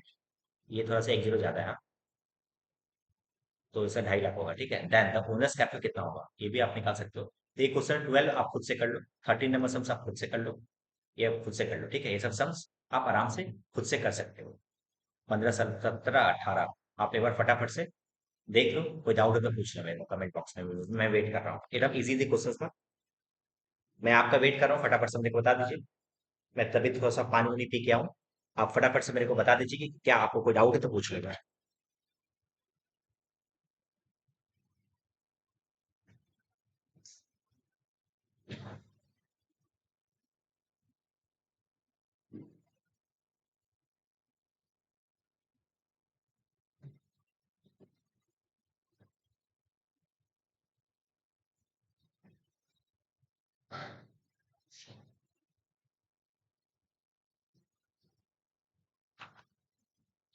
आइए, तो हमारा ये अकाउंटिंग इक्वेशन वाला कॉन्सेप्ट भी हम लोगों का खत्म हो चुका है। सारा का सारा हम लोग एमसीक्यू खत्म कर लिए। अप्रोक्सीमेट हम लोग कितना टाइम ले, आपका 45 हम मिनट के करीब हम लोगों का हो चुका है। 45 मिनट में हम लोग अप्रोक्सीमेट 100 से ऊपर एमसीक्यू हम लोग सॉल्व कर चुके हैं। अच्छा लग रहा है ना? एकदम अच्छा लग रहा है। बस अभी हम लोग और डबल इंट्री सिस्टम का हम लोग कुछ एमसीक्यूज को देखने जा रहे हैं। ध्यान से देखना है एक बार। इसमें कितने एमसीक्यू है सर इस कॉन्सेप्ट में आपका कुल मिला के 38 एमसीक्यू है। आपका फर्स्ट चैप्टर खत्म हो जाएगा। 38 एमसीक्यू आप इसमें फटाफट से खत्म करेंगे, फर्स्ट चैप्टर खत्म हो जाएगा। आइए चालू कर। अब इसमें देखो, इसमें आपका पार्टिसिपेशन चाहिए। आपका पार्टिसिपेशन के साथ हम लोग इसको एमसीक्यू को सॉल्व करेंगे। आपके पार्टिसिपेशन के साथ करेंगे, ठीक है। आइए, सबसे पहला question sir, the first book of double entry कब हुआ सर? ये तो रट्टा मान लिए थे सर, बार बार आ रहा है। नहीं देखो, घुमाव फिरा क्या आ रहा है क्वेश्चन। फर्स्ट बुक कब आया था? तो आया था 1494 में। किसको बोलते हैं? लुका पैसिओली को बोलते हैं। In every transaction there must have debit and credit, equal debit and equal credit. Double entry system क्या है? डबल एंट्री सिस्टम क्या है बता दो मेरे को। डबल एंट्री सिस्टम है एक सिस्टमेटिक सिस्टम। ठीक है sir. All transaction event are, but all the event are not transaction. सही है कि गलत है सर? ऑल द ट्रांजेक्शन और इवेंट, सब का सब ट्रांजेक्शन इवेंट्स निकला। आपको पता है कि एक इवेंट दो तरीके का होता है। एक फाइनेंशियल और एक होता है नॉन फाइनेंशियल, होता है ना। तो फाइनेंशियल जो होता है उसी को ट्रांजेक्शन बोलते हैं। तो ट्रांजेक्शन को बोल सकते हैं कि कहीं ना कहीं ट्रांजेक्शन इवेंट से निकला है। तो सारा का सारा ट्रांजेक्शन इवेंट है, बट सबका सर इवेंट ट्रांजेक्शन नहीं है। तो ये सही है कि गलत है? आंसर इज, क्वेश्चन 5 का आंसर क्या होगा? Answer is yes two. Depreciation of fixed assets क्या है सर अपने आप में? ये क्या है sir? Depreciation of fixed assets का मतलब क्या होता है आपको पता है? डेप्रिसिएशन का मतलब होता है एसेट्स का वैल्यू में गिरावट को बोलते हैं डेप्रिसिएशन। इसको बोलते हैं इंटरनल ट्रांजेक्शन। क्या बोलते हो बताओ? Internal transaction. Issue of cheque, issue of cheque for purchase of goods. अच्छा, इश्यू ऑफ चेक, आपने कोई चेक इशू किया। किसको इशू किया सर? बाहर वाले को इशू करे हुए चेक, अपने आप अपने अंदर वाले को तो इशू करे होगा नहीं। तो सर उस केसेस में आपका जो होगा वो क्या होगा? वो कैश ट्रांजेक्शन ही मानेगा। चेक को हम लोग कैश की तरह ट्रीट करते हैं। Each and every transaction has, हर एक ट्रांजेक्शन में कितना इफेक्ट पड़ता है सर? दो साइड मिनिमम होगा। The appointment of Mr P Sharma as a manager, इसे क्या है? किसी को अपॉइंट कर रहा हो। अच्छा, किसी को काम पे रख रहे हो, कल से काम में आ जाना, आप ऐसे कह रहे हो, तो क्या वो ट्रांजेक्शन होगा? नहीं, जब आप उसको सैलरी दोगे तब वो ट्रांजेक्शन होगा। ये अपने आप में क्या है? ये इवेंट है। क्या है बताइए? ये आपका अभी तक में क्या है? ये इवेंट ही माना जाएगा। समझ के बाद? Yes sir. Now transaction is transaction क्या है? यानी इवेंट है, हाँ है, फैक्ट है, प्लेन एग्रीमेंट है, ओनली मॉनिटरी आइटम। आंसर इस क्या होता है? ओनली मॉनिटरी आइटम ही होता है, इवेंट होता है। ओनली मॉनिटरी मतलब होता है फाइनेंशियल। ठीक है। मल्टी मतलब होता है क्या? फाइनेंशियल। लुका पैसोली, पैसिओली जो होता है वो कहाँ के थे सर? वो इटली, इटली के थे। कहाँ के थे? इटली के फिलोसोफर थे। फिलोसोफर क्या?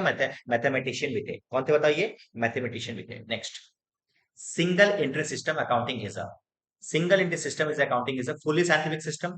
अन अनसाइंटिफिक अभी हम लोग पढ़े भाई। फुली साइंटिफिक क्या है? मॉडर्न और फंड ट्रांसफर। ये हम लोग क्वेश्चन 12 का आंसर हम आपसे एक्सपेक्ट कर रहे हैं, बताइए क्या होगा?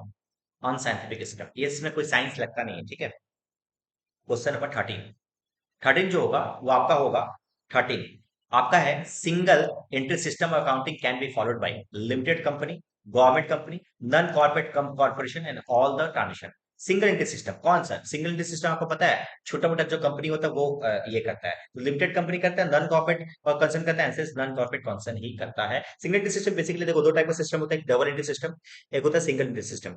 डबल एंट्री सिस्टम सभी कंपनी करते हैं, सभी बिजनेसेस करते हैं, बड़े बड़े बिजनेस करते हैं। जो छोटे मोटे बिजनेस करते हैं वो सिंगल इंटर सिस्टम ही लागू करते हैं अपने बिजनेस में। नाउ 13 हो गया।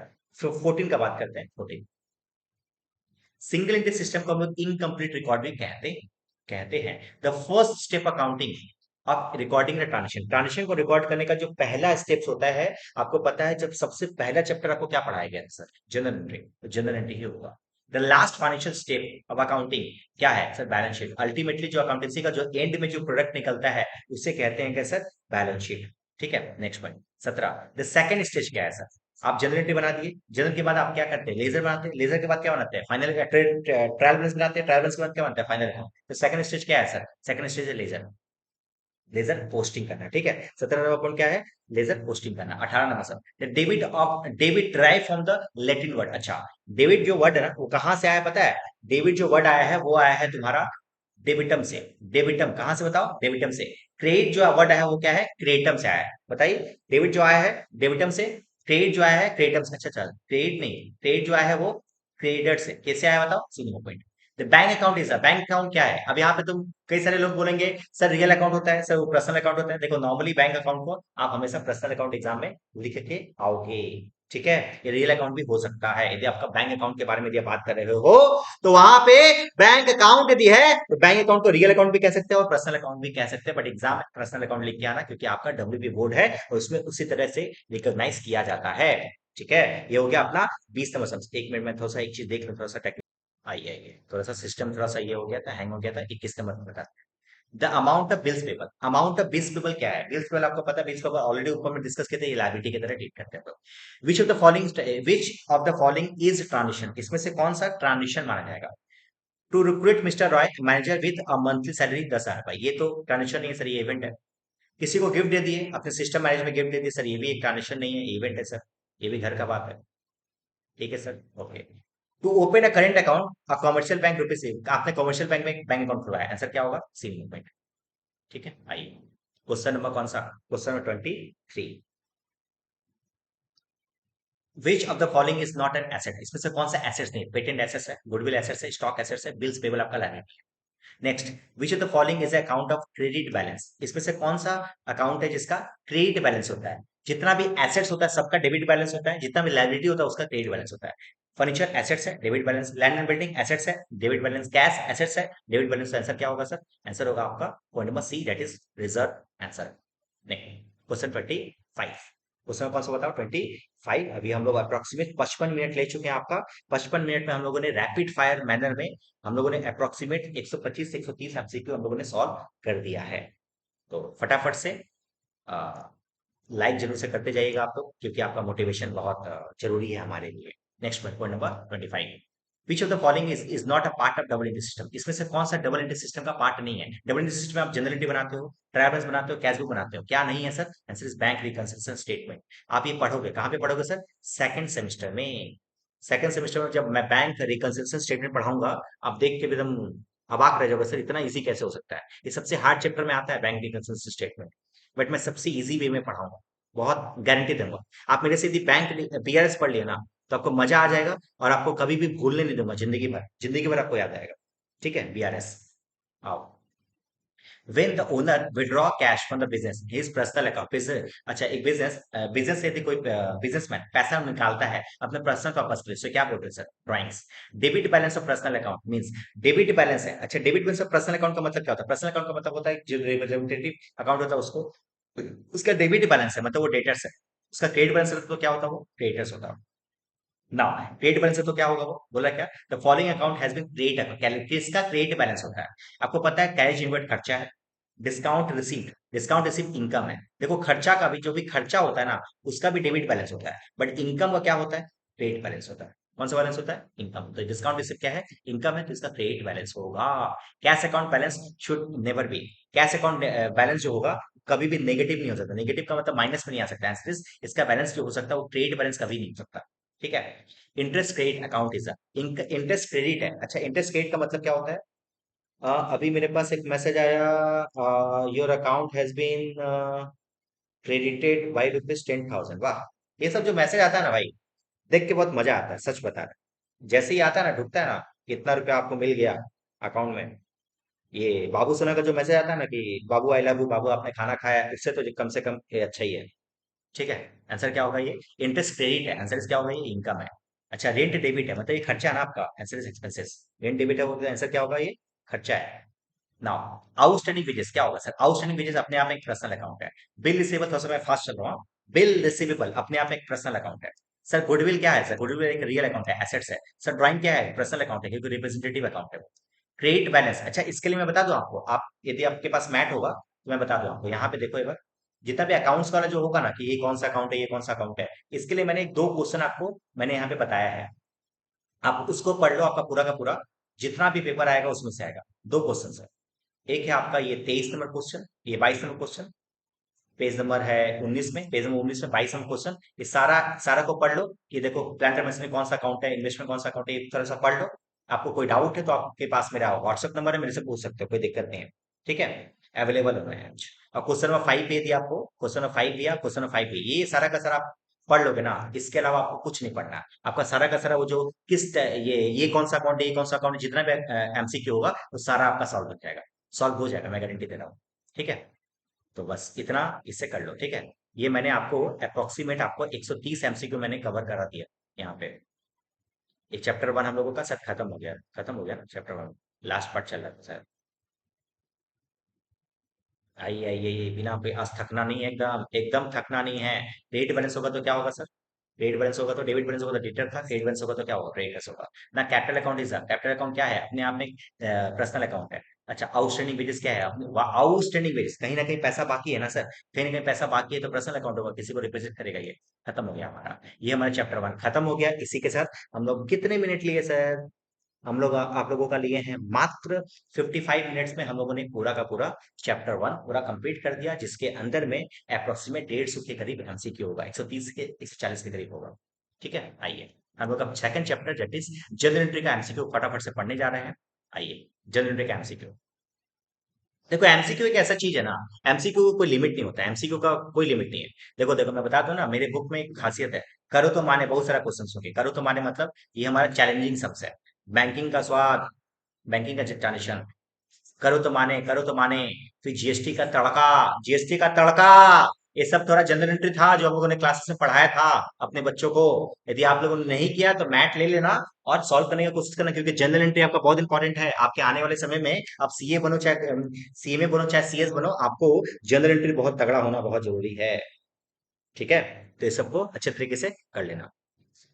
चलिए तब हम लोग आइए, अब बिना कोई टाइम वेस्ट करे हम लोग चैप्टर नंबर सेकंड में जर्नल एंट्री का एमसीक्यू फटाफट से करने जा रहे हैं। ध्यान से देखते रहिएगा। आइए, पार्टिसिपेशन जरूरी है, टू वे कम्युनिकेशन जरूरी है, वन वे कम्युनिकेशन से काम नहीं चलेगा। कल आपका एग्जाम है, थकने से काम नहीं चलेगा, पूरा का पूरा क्लासेस को देखना है और एमसीक्यू को सॉल्व करना है साथ साथ। The account to be debited और परचेज ऑफ फर्नीचर और यूज ऑफ ऑफिस क्या है? अकाउंट, अजीब बात बताइए, फर्नीचर आप खरीदोगे, यदि आप बिजनेस में यूज करने के लिए फर्नीचर खरीदोगे तो किसको डेबिट करोगे? सर फर्नीचर को डेबिट करेंगे। Purchase of goods on credit, उधार में यदि आप खरीदते हो तो बताइए, बीमल से खरीदते हो तो बताइए क्या होगा? सर उधार में जब सामान खरीदोगे तो परचेज अकाउंट डेबिट टू बीमल होगा, तो परचेज को डेबिट कर देना, बीमल को क्रेडिट कर देना, परचेज को डेबिट कर देना और बीमल को क्रेडिट कर देना। आंसर क्या होगा सी। अब ठीक है, क्वेश्चन मैं खुद पूछूंगा। The process of recording transaction in the books of primary entry, primary entry में जो रिकॉर्ड करते हैं उसे बोलते हैं जर्नलाइजिंग करना। The ledger folio of the journal is filled by the time of, अच्छा बात बताओ, एलएफ होता है ना जर्नल एंट्री का जो कॉलम होता है ना, एलएफ छोटा सा पतला सा लिखते हैं, उसमें कभी आज तक कभी कुछ लिखा नहीं है। उसको उसको क्यों लिखते हैं आपको पता है?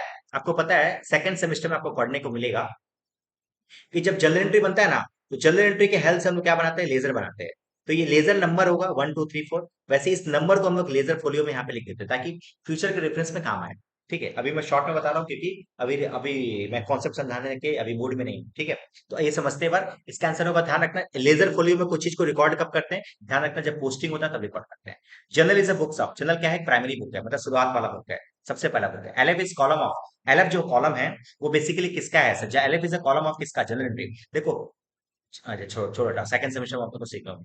The debit balance to be used, debit account to be used for goods purchase as office stationery, office stationery के रूप में हम लोग गुड्स परचेस किए। तो इसमें बताओ, इसमें किसको डेबिट करेंगे? ये क्वेश्चन आपका है, तो बताइए इसका आंसर क्या होगा sir? Office stationery.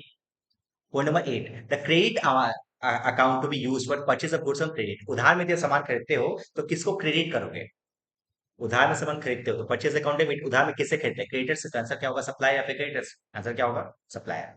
The debit account to be use for material purchase, material यदि आप परचेस करोगे तो किसको डेबिट करोगे? तो एक बात बताओ, मटेरियल मतलब क्या होता है सर? मटेरियल का मतलब जो सामान हम लोग डील कर रहे हैं सर, यही तो डील कर रहे हैं ना, तो डील कर रहे हैं तो वो गुड्स होगा, तो गुड्स की जगह पर क्या वर्ड यूज होता है? Purchase. For furniture purchase for house hold use for proprietor for the debit stream. अच्छा एक बात बताओ, आपने फर्नीचर परचेस किया हाउस होल्ड के लिए, मतलब अपने घर के लिए आपने कोई फर्नीचर परचेस किया, अब उसको बिजनेस में इसको अकाउंटेंसी रिकॉर्ड करना है। देखो नॉर्मली तो अकाउंटेंसी रिकॉर्ड ही मत करो, बट याद रखना है बिजनेस के पैसे से, बिजनेस के पैसे से यदि आप घर का फर्नीचर को खरीदोगे तो कहीं ना कहीं बिजनेस के पैसे से, पॉकेट से, बिजनेस के पैसे को आपने कम किया, बिजनेस के पैसे से पैसा निकाला है, इसके चलते क्या करना है? ड्राइंग्स को कर देना है डेबिट। समझ गए? Yes sir, next point. The for machinery purchase debit. अच्छा, मशीन परचेज करोगे तो डेबिट किसको करेगा सर? मशीन को डेबिट करेंगे। Next point, for goods purchase business debited to, goods purchase करोगे तो डेबिट को, डेबिट किसको करेगा सर? परचेज को। Journal entry are made, journal ledger कब बनाते हैं सर? लेजर बनाने के पहले, अभी बताया था बिफोर लेजर पोस्टिंग। ठीक है, journal is a book of primary entry, खत्म हो गया। आपका जनरल एंट्री का भी एमसीक्यू खत्म हो गया। हमारा 14 एमसीक्यू छोटा एमसीक्यू था, छोटा चैप्टर था, हम लोगों ने ये भी कवर कर दिया। हम लोगों का 2 चैप्टर देखते देखते खत्म हो गया। नाउ थर्ड चैप्टर हम लोग जनरल प्रॉपर में जाते हैं, फटाफट से इसका भी एमसीक्यू करके खत्म करते हैं। इसमें भी ज्यादा एमसीक्यू नहीं है, बस 8 एमसीक्यू है, बट एकदम खतरनाक एमसीक्यू है, ध्यान रखिएगा। इस सब का रिवीजन वीडियो मैंने ऑलरेडी यूट्यूब पे डाला हुआ है। आप यदि प्लेलिस्ट पे जाओगे तो आपको मिल जाएगा। डिस्क्रिप्शन बॉक्स में भी मैंने उसका लिंक, प्लेलिस्ट का मैं लिंक दे दूंगा, आप जाके देख लेना। उस वीडियो को देख लोगे ना, तो मैं जैसे सॉल्व कर रहा हूँ, यदि आपको एमसीक्यू समझ में नहीं आ रहा ना, तो यदि आप वो उस वीडियो को देखोगे, ज्यादा भी नहीं, 15-20 मिनट का वीडियो है, एक चैप्टर का पूरा रिवीजन, 20 मिनट का वीडियो देख लोगे ना, तो आपको ये एमसीक्यू जो मैं सॉल्व करा रहा हूँ तो आपको बहुत आसान लगेगा। यदि आपको समझ में आ रहा है तो ठीक, नहीं समझ में आ रहा है तो जरूर से उस वीडियो को देख लीजिए, आपको काम हो जाएगा। नेक्स्ट पॉइंट, रेक्टिफिकेशन इंट्रेस्ट कहाँ पे होता है? जनरल प्रॉपर का रेक्टिफिकेशन एंट्री होता है क्या सर? जनरल प्रॉपर में। ठीक है, नेक्स्ट, एडजस्टमेंट एंट्री क्या होता है? ये भी जनरल प्रॉपर में। देखो जनरल प्रॉपर में क्या क्या आता है, ये ध्यान रखना, यहाँ पे लिखा हुआ है आपका जनरल प्रॉपर के अंदर में क्या क्या आता है। यहाँ पे मैंने ऑलरेडी लिख दिया है, इस सब चीज को पढ़ोगे सारा एमसीक्यू हो जाएगा। जनरल प्रॉपर के अंदर में ये सारा का सारा चीज आता है। ओपनिंग एंट्री में आता है, क्लोजिंग एंट्री में आता है, एडजस्टमेंट एंट्री में आता है, ट्रांसफर एंट्री में आता है, रेक्टिफिकेशन ऑफ एंट्री आता है, क्रेडिट परचेस, क्रेडिट सेल। इसकी ये बहुत इंपॉर्टेंट है। ये सब पॉइंट देगा, बोलेगा बताओ किस में आता है, तो जनरल प्रॉपर में आता है। वो चैट को याद रखेंगे, काम हो जाएगा आपका। नेक्स्ट पॉइंट, क्वेश्चन नंबर 3 बोल रहा है, if the number of special general R increase, special general यदि बढ़ जाएगा तो ट्रांजिशन का जनरल प्रॉपर में क्या होगा सर? कम हो जाएगा, फिर डिक्रीज हो जाएगा, will decrease. The closing entry of accountancy is, closing entry कहां पे रिकॉर्ड करता है? जनरल प्रॉपर में। ओपनिंग एंट्री भी जनरल प्रॉपर में। सर क्रेडिट से तो फिक्स एसेट्स, ये भी जनरल, ये भी जनरल प्रॉपर में।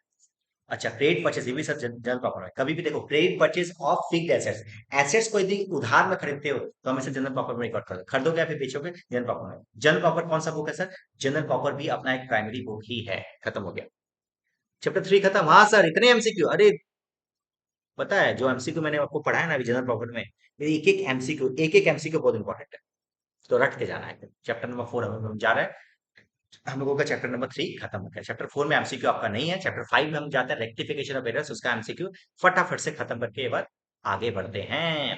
अभी 2 चैप्टर बचा हुआ, सिर्फ 5 और 6 आपका काम हो जाएगा। ठीक है, आइए, ये आपका एमसीक्यू है, रेक्टिफिकेशन ऑफ एरर्स। कितने एमसीक्यू हैं सर इसमें?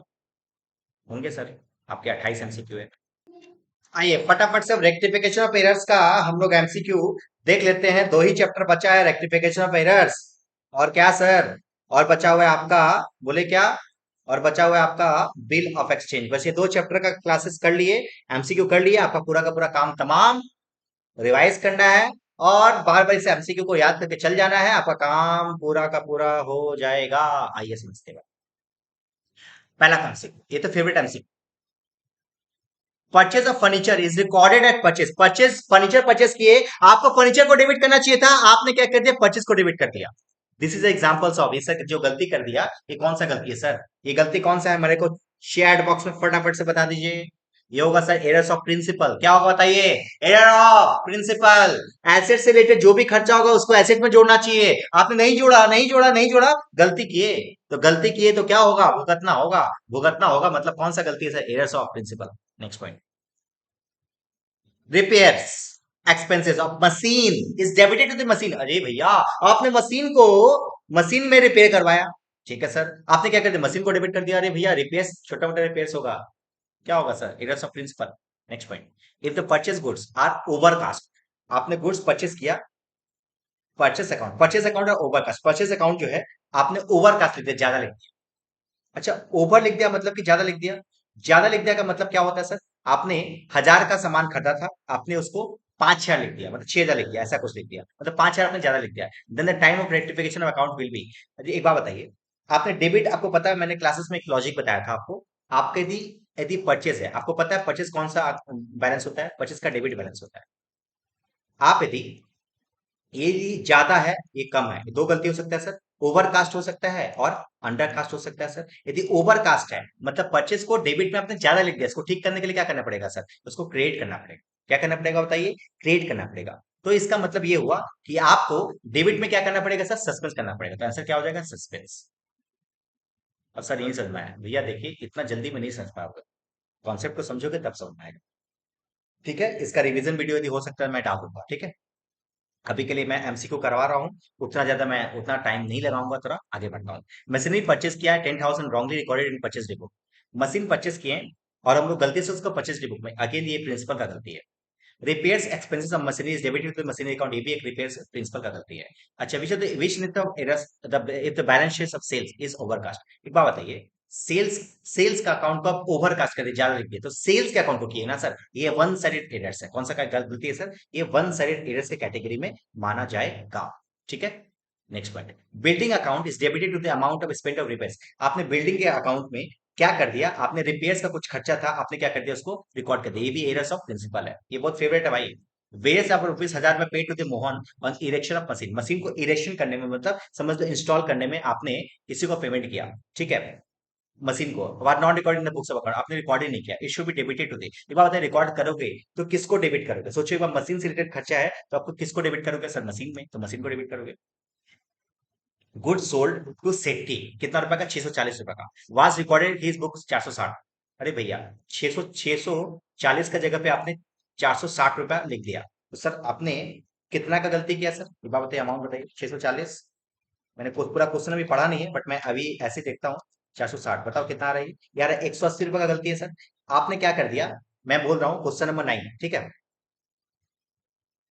इज रेक्टिफाइड इंटरेस्ट सेट किस अकाउंट में डेबिट। एक बार बताइए, आपने क्या किया, 640 रुपए का जगह पे आपने रिकॉर्ड कर दिया 460 रुपए, मतलब कि कितना का गलती है सर, 180 रुपए से आपने कम लिखा है ट्रांजेक्शन को। तो आप बोल रहे हैं कि सेठी को डेबिट कितना से कीजिएगा। आप फटाफट से मेरे को बताइए, आप कितना रिकॉर्ड करोगे, 640, 460, 180। मेरे को कमेंट बॉक्स में मेरे को आपका आंसर चाहिए। कमेंट बॉक्स में मेरे को आपका आंसर चाहिए कि इसका कितना लिखना है सर, 180, क्योंकि 180 का ही गलती है। नेक्स्ट, कंपनसेटिंग इंटरेस्ट का मतलब क्या होता है, जब आप दो बार किसी चीज को रिकॉर्ड कर देते हो तो कंपनसेटिंग इंटरेस्ट का मतलब क्या होता है, दो बार यदि किसी किसी की भी गलती को दो बार रिकॉर्ड कर देते हो, उसको बोलते हैं क्या, कंपनसेटिंग इंटरेस्ट। सिंगल एरर्स नहीं, कॉम्बिनेशन ऑफ सम एरर्स, बहुत सारे एरर्स का यदि आप गलत कॉम्बिनेशन है उसको भी क्या बोलते हैं हम लोग, कंपनसेटिंग एरर्स ही कहते हैं। ये क्वेश्चन नंबर 10 भी हो गया, उस समय 11, क्वेश्चन नंबर जो 11 होगा वो क्या होगा समझते हैं। क्वेश्चन नंबर 11 का क्या होगा, देखो बोल रहे हैं, फोन आ रहा है थोड़ा। हाँ, question 11, which of the following is error, is error of omission. इसमें से कौन सा एरर ऑफ ओमिशन होता है, आपको पता है एरर ऑफ ओमिशन का मतलब क्या होता है, आपने रिकॉर्ड ही नहीं किया। अब ढूंढो एक बार कौन सा रिकॉर्ड नहीं किया, वेस्ट पेड बट नॉट रिकॉर्डेड, यही आपका एरर्स ऑफ ओमिशन होता है। Which of the following errors is a principle, principle का एरर्स कौन सा है, एक बार बताओ। मशीन से रिलेटेड कोई भी खर्चा है, आपने मशीन में नहीं जोड़ा, तो उसको क्या बोलते हैं हम लोग, एरर्स ऑफ प्रिंसिपल। मतलब एक्चुअली मैं बताऊं तो रूल्स का गलती को बोलते हैं errors of principle. Question 13, which of the following errors affect the agreement of trial balance. एक बार बताओ, इसमें से कौन सा ऐसा गलती है जो कि ट्रायल बैलेंस में आपका अफेक्ट करने वाला है। ध्यान रखिएगा, ट्रायल बैलेंस में जो आइटम जाएगा वही आपका अफेक्ट करने वाला है, बेसिकली आपका जो होगा अंडर कास्ट ओवर कास्ट वाला। आंसर इज पॉइंट नंबर 13 का सी। ठीक है, 13 का C. Next point, next point बताइए, नेक्स्ट पॉइंट क्या होगा sir. Next point 14, a machinery worth rupees 5,000 has been purchase on credit but recorded in purchase book. Machine purchase किया आपने, आपने क्या किया, मशीन को परचेस किया 5,000 रुपए का, has been purchase on credit but recorded in the purchase. Okay sir, machine को डेबिट करना चाहिए था। दिस एरर ऑफ, ये गलती कौन सा है सर, अगेन अगेन बताइए बताइए, कौन सा गलती है, मैं बार बार इसको रिपीट कर रहा हूँ, error of principle. Debiting the account of Ram 100 रुपया receive from Ram will be identified as. एक बात बताओ, डेबिटिंग अमाउंट ऑफ 100 रुपया, आपने यदि किसी से रिसीव किया 100 रुपया, मान लिया आपने राम से रिसीव किया, तो आपको क्या करेंगे, आपको राम को डेबिट करना चाहिए कि कैश को डेबिट करना चाहिए, कैश को डेबिट करना चाहिए। आपने क्या किया, राम को भी डेबिट कर दिया, राम को भी मैंने वर्ड यूज किया, याद रखना, कैश के बारे में कुछ नहीं बोला, तो कैश अपनी जगह पे सही होगा। मैंने ऑलरेडी जब रेक्टिफिकेशन बेस पढ़ाया था तो मैंने आपको बताया होगा कि कभी भी किसी लाइन में यदि किसी चीज का मेंशन नहीं दिया गया तो समझ लेना कि वो सब सही है। तो यहाँ पे कैश का मेंशन नहीं किया कि कैश को डेबिट किया कि नहीं किया, बस खाली बोला कि राम को डेबिट कर दिया। तो ये गलती क्या है सर, एक जगह पे गलती है, इसको डेबिट करना चाहिए, तो ये वन साइडेड एरर्स होगा। क्वेश्चन नंबर 16, आइए, rectification of errors in the books of accounts can only be done. Rectification of errors जो होगा वो books of accounts can only be done, क्या होगा sir answer, by over writing of character. नहीं sir, इसको मतलब कि आपके अकाउंटेंसी में यदि कोई गलती हो गया उसको ठीक कैसे करोगे सर, आप ठीक कैसे करोगे, क्या उसको ओवर राइट कर दोगे, नहीं sir. By using red line, नहीं सर। आंसर क्या होगा, इरेजर यूज करोगे, नहीं सर। क्या होगा आंसर, by rectification of entry pass करके आप उसको ठीक कर सकते हो। 17 का आंसर। Next, rectification entries are normally done by, normally, अच्छा, मेनली रेक्टिफिकेशन कहाँ पे होता है? अभी हम लोगों ने पढ़ा जनरल प्रॉपर में, आंसर क्या होगा? जनरल प्रॉपर में। No entries are required to be rectification before preparing the charges case of. आपने क्या किया? कोई भी एंट्री पास करने का दरकार नहीं है यदि ट्रायल बैलेंस के पहले का यदि गलती है, बट याद रखते हैं कौन सा गलती होना चाहिए? वन साइडेड एरर्स होना चाहिए, तभी आपको एंट्री पास करने का दरकार नहीं, वहां पे बस आपको एक लाइन लिखना होता है, such amount of account is undercast now rectified, ऐसा कुछ लिखना पड़ेगा। मैंने क्लासेस में बताया था आपको। और one sided errors to be rectified before trials, तो वन साइडेड एरर्स है, उसको ठीक कैसे कर सकते हैं? याद रखना, ये लेजर बना के आप उसको ठीक किया जा सकता है। Next, suspense account to be used for the rectification of errors detected. Suspense account, आप यदि गलती, सस्पेंस अकाउंट है कहाँ पे उसको आप यूज करके उसको ठीक कर सकते हो? याद रखना, before trial balance, after answer क्या होगा? After trial balance. Trial balance बनाने के बाद इसको सस्पेंस वर्ड को यूज करके आप उसको ठीक कर सकते हो, वन साइडेड एरर्स होगा तो। ठीक है क्या? ठीक है क्या? यस सर, ठीक है सर, ठीक है सर, ठीक है, ठीक है, ठीक है, ठीक है, मगर अभी तक लाइक नहीं कर रहे हो आप।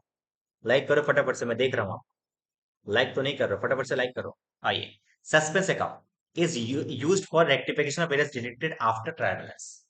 अब देखो क्या बोला, suspense account is used for rectification of errors detected after trials for the, किसके लिए सर? याद रखना, अभी मैंने बताया वन साइडेड एरर्स के लिए आपको सस्पेंस वर्ड यूज होता है और कहीं पे भी यूज नहीं हो सकता। Next point, question number 22, profit and loss adjustment account use for the rectification of errors. याद रखना, ये सारा का सारा जब भी आप पीएल एप्रोप्रिएशन सस्पेंस की जगह पे ना, कभी कभी हम लोग पीएल एडजस्टेड वर्ड भी यूज कर सकते हैं, बट ये कब यूज कर सकते हैं? ध्यान रखना, फाइनल अकाउंट बनाने के बाद का गलती होगा तब यूज कर सकते हैं। ठीक है, next question number 23, credit balance of PL account adjusted. Credit balance of PL account adjusted का मतलब क्या होता है? क्रेडिट बैलेंस का मतलब क्या होता है? क्रेडिट बैलेंस मतलब minus balance, answer is increasing in loss. ठीक है, माइनस बैलेंस को बोलते हैं क्रेडिट बैलेंस। ठीक है, 24, balance of PL account adjusted account से ट्रांसफर टू, जो पीएल एडजस्टेड अकाउंट का जो बैलेंस बचता है ना, देखो एक्चुअली बताया, ट्रायल बैलेंस का ना आपका छोटा सा पार्ट इस फर्स्ट सेमेस्टर में है और सेकंड पार्ट आपको सेकंड सेमेस्टर में। तो सेकंड हो सकता है कि आपको यहाँ पे कुछ एमसीक्यू आपको समझ में नहीं आ रहा होगा कि फाइनल अकाउंट के बाद, बट आपके एमसीक्यू बुक में दिया हुआ था तो मैंने इसमें डाल दिया, बट एक्चुअली में ये सब आना नहीं चाहिए। बोलो क्यों नहीं आना चाहिए? क्योंकि आपका जो सेकंड पार्ट है, मतलब गलती, ट्रायल बैलेंस बनाने के बाद का जो गलती है ना, उसको कैसे रेक्टिफाई करेंगे ये हम लोग सेकंड सेमेस्टर में पढ़ेंगे। तो आपको हो सकता है यहाँ पे समझ में नहीं आए, बट फिर भी मैं बताऊं आपको, एक बार के लिए रीड जरूर कर लेना। ठीक है, तो balance of PL account adjusted account transfer to किस में होता है? ये कहां पे ट्रांसफर करते हैं? याद रखना, ये ट्रांसफर करते हैं capital account. PL adjusted account is used for rectification of errors detected after final account is places. अच्छा, फाइनल अकाउंट के बाद यदि हम उसको ट्रांसफर करते हैं तो आंसर क्या होगा? इसका नॉमिनल अकाउंट माना जाएगा। Machinery value rupees 80,000 purchase on credit but recorded in the purchase daybook. अच्छा, अगेन एरर हो, प्रिंसिपल होगा आंसर। Sales day book overcast 10,000, it is one sided error, एक टाइप का गलती है, एक साइड का गलती है ना सर? हाँ सर, एक साइड का गलती है। और लास्ट पॉइंट तुम्हारा 28, आपका जो होगा, गुड्स परचेज 2,000 का on credit but wrongly recorded in sales book, it is a, क्या बोला है? गुड्स परचेज किए 2,000 रुपए का, और 2,000 रुपए का, और क्रेडिट बट रॉन्गली रिकॉर्डेड है सेल्स सेल्स डे बुक की तरह, इसको परचेज किए सेल्स डे बुक की तरह रिकॉर्ड कर, ये तो सर डबल इंट्री सिस्टम। खत्म हो गया हमारा रेक्टिफिकेशन। लास्ट चैप्टर बचा हुआ हमारा बिल ऑफ एक्सचेंज, फटाफट से खत्म करते हैं। और हम लोगों का अप्रोक्सीमेट कितने हम लोगों ने क्लासेस ले लिया अभी, अभी तक कितना घंटा ले लिया अभी हम लोगों ने? अभी हम लोगों का 1 घंटा 12 मिनट के करीब अपना हो गया है। अभी हम लोग लास्ट चैप्टर खत्म करेंगे हम लोगों का, मतलब अप्रोक्सीमेट 1.5 घंटे में हमारा पूरा का पूरा एमसीक्यू हम लोगों ने कवर कर दिया है। ठीक है, ये हमारा एमसीक्यू चालू हो रहा है। इसमें कितने एमसीक्यू है सर? इसमें अप्रोक्सीमेट आपके 60 होंगे, 60 एमसीक्यू है सर। बस ये 60 एमसीक्यू खत्म करोगे, आपका पूरा का पूरा अकाउंटेंसी का कल के लिए प्रिपरेशन हो प्रिपेयर्ड होगा। ठीक है, चलिए हम लोग अब फटाफट से इसका करके खत्म करते हैं हमारा आज का पूरा लेक्चर। फिर एक डाउट क्लासेस में दूंगा, यदि आपको कोई डाउट होगा तो आप उसमें पूछ सकते हो। आइए, पहला क्वेश्चन बोल रहा है बिल रिसीवेबल क्या है सर? बिल रिसीवेबल अपने आप में एक एसेट्स है, क्या है बताइए? एसेट्स है, एसेट्स है। बिल रिसीवेबल क्या है? एसेट्स है। बट आपका पता है आपको कि यदि मैं अकाउंट के बारे में बात करूं तो वो पर्सनल अकाउंट कैटेगरी में माना जाएगा। बिल रिसीवेबल एसेट्स है यहाँ पे। क्या होगा? पॉइंट नंबर ए। बिल्स पेबल क्या है? लायबिलिटी है। ठीक है, ये सब तो कॉमन सा क्वेश्चन है, ये सब चीज कोई दिक्कत नहीं है, समझाने की कोई दिक्कत है नहीं। Next point, balance of bills payable क्या है? देखो, बिल्स पेबल लायबिलिटी होता है, लायबिलिटी का बैलेंस क्या होता है? क्रेडिट। तो लायबिलिटी का बैलेंस क्रेडिट होता है, इसका भी बैलेंस क्या होगा? क्रेडिट होगा, आंसर इज क्रेडिट बैलेंस होगा। ठीक है, अच्छा, उसके बाद में बात करूं, the drawings of bills is drawer. अच्छा, एक बात बताइए, drawings of bills, the drawer debits, जब गुड्स बनता है, जब आपका बिल बनता है तो ड्रॉवर के खाते में उसको डेबिट किसको करता है? याद करो, bill receivable account debit to drawee account, तो डेबिट किसको करता है सर? Bill receivable account. ठीक है क्या? 5 नंबर सर, ठीक है sir. Next point, question number 6, a drawee of bills as a drawer credits. अच्छा, ड्रॉइंग्स द बिल, जब बिल बनता है द ड्रॉवर क्रेडिट्स किसको करता है sir? Bill receivable account debit to drawee account, ऐसे बिल को क्रेडिट करता है। Discounting, on discounting of bill the drawer makes. एक बात बताओ, जब डिस्काउंटिंग करता है बिल्स तो आपके पास से बिल चला जाता है, आपने बिल को क्रेडिट कर दिया, आप क्या डेबिट करते हो सर? आप डेबिट करते हो किसको? किसको करते हो? क्या बोला? Discounting of bill the drawer makes. Drawer क्या करता है, आप समझिएगा इन चीजों। Discounting of bill the drawer makes, drawer क्या करता है सर? समझो एक बार, एंट्री क्या होता है? हमारे पास कैसा कैश आ जाता है, bank account debit to bill receiver, ऐसा कुछ होगा तो। और डिस्काउंटिंग चार्जेस यदि आपका काट काट लिया तो डिस्काउंटिंग चार्जेस भी कट जाएगा, ऐसे कुछ ये एंट्री होता है आपने बैंक जब डिस्काउंट करवाया तो। On discounting the bill the drawer क्या करता है? डेबिट किसको करता है सर, बताइएगा। सर डेबिट करता है किसको? बैंक को। डेबिट करता है किसको? बैंक को। यहाँ पे पता है आंसर, यहाँ पे क्वेश्चन थोड़ा सा आधा अधूरा हमको लगता है कि थोड़ा बहुत ये है, मेरे को एक बार थोड़ा सा देखना पड़ेगा। क्वेश्चन नंबर 7 को थोड़ा सा पेंडिंग है, थोड़ा सा देख लेंगे क्वेश्चन। ठीक है, सम्स का सोल्यूशन नहीं बोल रहा, सम्स थोड़ा सा हमको लगता है कंस्ट्रक्टिव रॉन्ग। ठीक है, आते हैं। Endorsement of bill the drawer credits, जब हम लोग गुड्स, जब हम लोग बिल को किसी और को देते हैं, इंडोर्समेंट का मतलब क्या होता है? किसी को देना। तो हम लोग क्या करते हैं, हमारे पॉकेट से बिल्स चला जाता है, तो हम लोगों को बोल रहे हैं कि क्रेडिट किसको करते हैं सर? बिल्स चला जाता है, बिल्स को क्रेडिट करते हैं। होता है एंट्री क्या? ड्रॉ जिसको हम लोग पे करते हैं वो account debit to draw bills receivable account. Yes sir, question number 9, for endorsement of bill the ड्रॉबिट डेबिट्स। इंडोर्समेंट करोगे, इंडोर्समेंट्स ऑफ ड्रॉबिट डेबिट्स। एक बार बताओ, इंडोर्समेंट से ड्रॉबी का कोई मतलब है क्या? इंडोर्समेंट से ड्रॉबी का कोई मतलब है इसका? ड्रॉबी डेबिट्स, ड्रॉबिट कुछ करता है, इंडोर्समेंट में ड्रॉबी कुछ करता ही नहीं, इसका नो एंट्री होगा। ये थोड़ा सा समझ यहाँ पे बस इंडोसी होगा, बट गलत है ये थोड़ा क्वेश्चन। ठीक है, तो दोनों क्वेश्चन, एक क्वेश्चन और क्वेश्चन दोनों थोड़ा सा सिमिलर है, इधर उधर हो गया इसका ऑप्शन वगैरह हमको लगता है देखने में। ठीक है, देख लेते हैं बात। क्वेश्चन नंबर 10, क्वेश्चन नंबर कौन सा बताइए? 10। आइए, on dishonour of bill the drawee हैबिट, बिल यदि डिसऑनर हो गया, आपको मैंने बताया था बिल डिसऑनर हो गया, तो आपको मैंने बताया था यदि बिल ऑलरेडी डिसऑनर हो गया तो याद रखिएगा, आप किसको डेबिट कीजिएगा, आप किसको पकड़ेगा? पकड़ो अकाउंट डेबिट को पकड़ाओ, तो पकड़ो किसको कीजिए सर? ड्रॉबी को डेबिट करेंगे। ठीक है sir, Aman indoors the bill. Question number 14 से टेक्निकल से, क्वेश्चन नंबर 11 से क्या है? टेक्निकल क्वेश्चन से, ध्यान से देना। Amal endorse the bill receive from Vimal to his greatest Shyamal in settlement of his debts. Amal जो है इंडोज किया एक बिल जो कि विमल से लिया था, मैं लिख के बताता हूँ। एक अमल है, इसके पास बिल मिला था विमल से, ये क्या किया, इस बिल को दे दिया किसको? श्यामल को। On settlement of his debit the bills are dishonoured, bill क्या हो गया? डिसऑनर्ड हो गया। In the books of Amal, मतलब इसके खाते में ये जो रिकॉर्ड करेगा ये क्या होगा? मैंने बताया था ना, पकड़ो अकाउंट डेबिट टू पकड़ाओ। एंट्री क्या होगा? पकड़ो, मतलब ये बताओ अमल किसको पकड़ेगा सर? विमल को। तो विमल अकाउंट डेबिट टू क्या होगा? श्यामल। पकड़ाओ मतलब वो उसको कौन पकड़ेगा? एंट्री क्या होगा? पकड़ो अकाउंट डेबिट टू पकड़ाओ। इसका भी मैंने पूरा का पूरा बिल ऑफ एक्सचेंज का पूरा मैंने रेगुलर क्लासेस को मैंने रिकॉर्डिंग करके आपको मैंने डाला है। आप प्लेलिस्ट में जाओगे तो आपको पूरा का पूरा कॉन्सेप्ट क्लियर हो जाएगा। कुल मिला के आधे घंटे का वीडियो होगा, वो वीडियो पूरा बिल ऑफ एक्सचेंज का 2 वीडियो होगा, देख के आपको पूरा का पूरा खत्म कर लो। एकदम मैं बताऊं आपको, और भी कुछ पढ़ना ही नहीं होगा। तो क्या होगा? Vimal account debit to Shyamal, Vimal account debit to Shyamal है। तो कहीं भी दिक्कत है, हम लोग हैं यहाँ पे, कोई दिक्कत नहीं है। आप डाउट भी यदि आप पूछना चाहते हो अकाउंटेंसी से रिलेटेड, आप डाउट पूछ, मैं बताऊँ।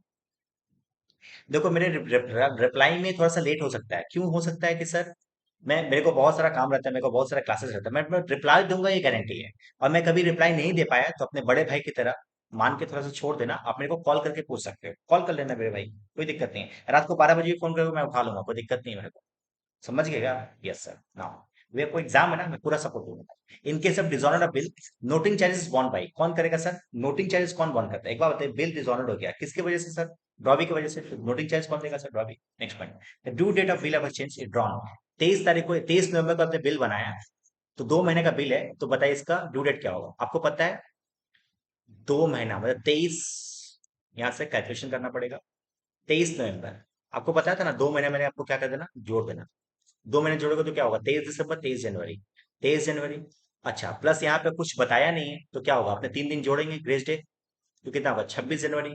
सर 26 जनवरी तो रिपब्लिक रिपब्लिक डे आ गया, मैंने क्लासेस में बताया था आपको, रिपब्लिक डे या फिर कोई पब्लिक हॉलीडे के केसेस में क्या होगा? आपका जो ड्यू डेट माना जाएगा वो माना जाएगा इसके ही एक दिन पहले, मतलब 25 जनवरी को हम लोग क्या मान लेंगे, इसका ड्यू डेट मानेंगे। इसका आंसर क्या होगा, 25 जनवरी। ध्यान रखना ये 25 जनवरी, ये इंपॉर्टेंट क्वेश्चन है भाई, आ सकता है एग्जाम में, मार्क करके जाना। ठीक है, क्वेश्चन नंबर 14 आइए। 14, a bill of 2 lakhs rupees drawn on 7/1/2024 due for this payment of 10/4/2024। अब बिल है 2 लाख रुपए का, ड्रॉन हुआ 7/1/2024 को। अच्छे तरीके से समझना, टेक्निकल टॉपिक अच्छे तरीके से पढ़ना पड़ेगा। ठीक है, हाँ सर आइए। क्या बताया मैंने, अब बिल बनाया 2 लाख रुपए का, ड्रॉन कब हुआ, 7/1। कब बनाया बताओ, 7/1/2024 को एक बिल बनाया। Due for the payment on, कब पेमेंट कब होगा, 10/7 को। पेमेंट कब होगा, 10/7/2024 को, ऐसा कुछ बोला, 10/4/2024 को। Is discounted with the bank on 10/2, इसको बैंक से डिस्काउंट करवा दिया आप, कब कर लिए बताओ, 10/2/2024 को 12% के रेट से। बोला the amount of discounting charges कितना हो। अरे सिंपल है भैया, आप क्या कीजिए, 2 लाख का, क्या क्वेश्चन, कैलकुलेटर उठाइए, 2 लाख का पहले 12% निकालिए। मैं 1 मिनट कैलकुलेटर में लेके आ रहा हूँ, रुकिए। ये कैलकुलेटर थोड़ा सा खराब चल रहा है, बट फिर भी मैं देख रहा हूँ, रुकिए एक बार। 2 लाख,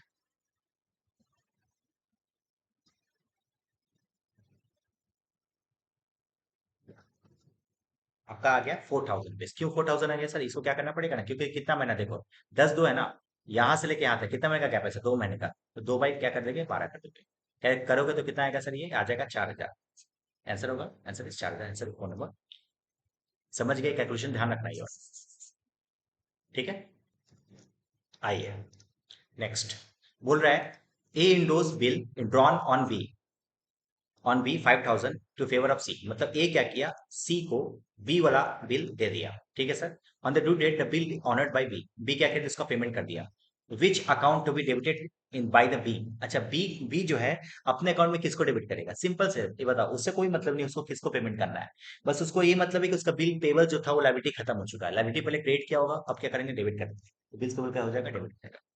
ठीक है, ऑन 13/7/2024 को mister X drawn a bill on Y 25,000 का। कितने दिन का सर, 30 दिन का है सर। The due date of bill will be कितना होगा, अरे भैया ये भी कोई समझ था, क्या होता सर, 13/7 को, 13/7 का से 30 दिन जोड़िए, 13/7 से 30 दिन जोड़िए। आपको मैंने बताया था कि सम्स को ध्यान से देखना, बार बार बार बार आप सम्स को देखना कि वहां पे आपको डेज जिक्र किया है कि मंथ जिक्र किया है। यदि आपका डेट डेट यदि जिक्र करता ना, तो आपको क्या करना पड़ेगा पता है, अभी डेज होगा तो डेज की तरह काउंट करना पड़ेगा। बट यदि हम बात करें आपका क्या बोलते हैं, यदि आपका ये मंथ होगा तो मंथ में देखिए मंथ को जोड़ सकते हो, यहाँ पे 30 डेज बोलो।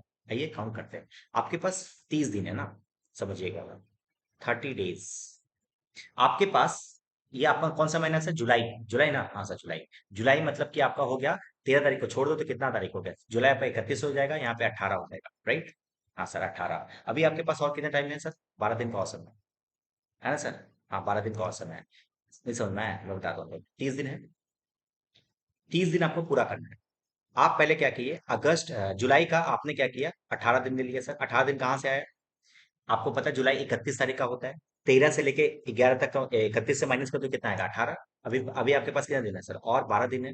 आपको 12 दिन और काउंट करना पड़ेगा, 12 दिन आपको कहाँ से लेना पड़ेगा सर, ये लेना पड़ेगा अगस्त से, तो 12 अगस्त हो गया। आपको 3 दिन और जोड़ना है, हाँ सर 3 दिन और जोड़ना है, तो क्या हो जाएगा 15 अगस्त। बट अगेन देखो 15 अगस्त क्या है सर, 15 अगस्त आपका आजादी का दिन है, तो आपका ड्यू डेट क्या होगा, एक दिन पहले, आंसर क्या होगा, 14 अगस्त। समझ गए क्या बात, यस सर, ये सब सम्स इंपॉर्टेंट है, ये सब पढ़ के जाओ भाई। ठीक है, ये सब इंपॉर्टेंट है, पढ़ के जाओ। डेज जो होगा ना, डेज इस तरीके से काउंट किया जाता है। आप पहले टोटल डेज लिख दो, मैं फिर से आपको बता देता हूँ आपको, पहले टोटल डेज लिख दो, फिर क्या करो, माइनस करो उस महीने का कितना होगा सर, 18।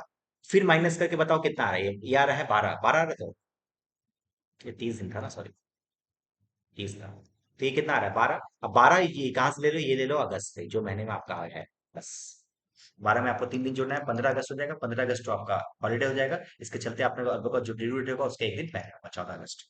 समझ गए क्या ये, कमेंट बॉक्स में बताइए, समझ गए सर। आइए क्वेश्चन नंबर 17 पकड़िए। अ bill drawn in favour of 8 मई 2024, 4 महीने का बिल है, कितने का बिल है बताओ, 4 महीने का बिल है, कब बना है बिल, 8 मई 2024 को। Will matured in the payment of, will matured का होगा बताओ, ये तो खुद से बताओ। आपका 4 महीना है, मैंने यहाँ पे बताया था ना, अभी मंथ होगा तो डायरेक्टली जोड़ देना। तो मई के बाद आपने 4 महीना जोड़ना है, जून, जुलाई, अगस्त, सितंबर। आपका हो जाएगा क्या, 8 सितंबर। यस सर, 8 सितंबर।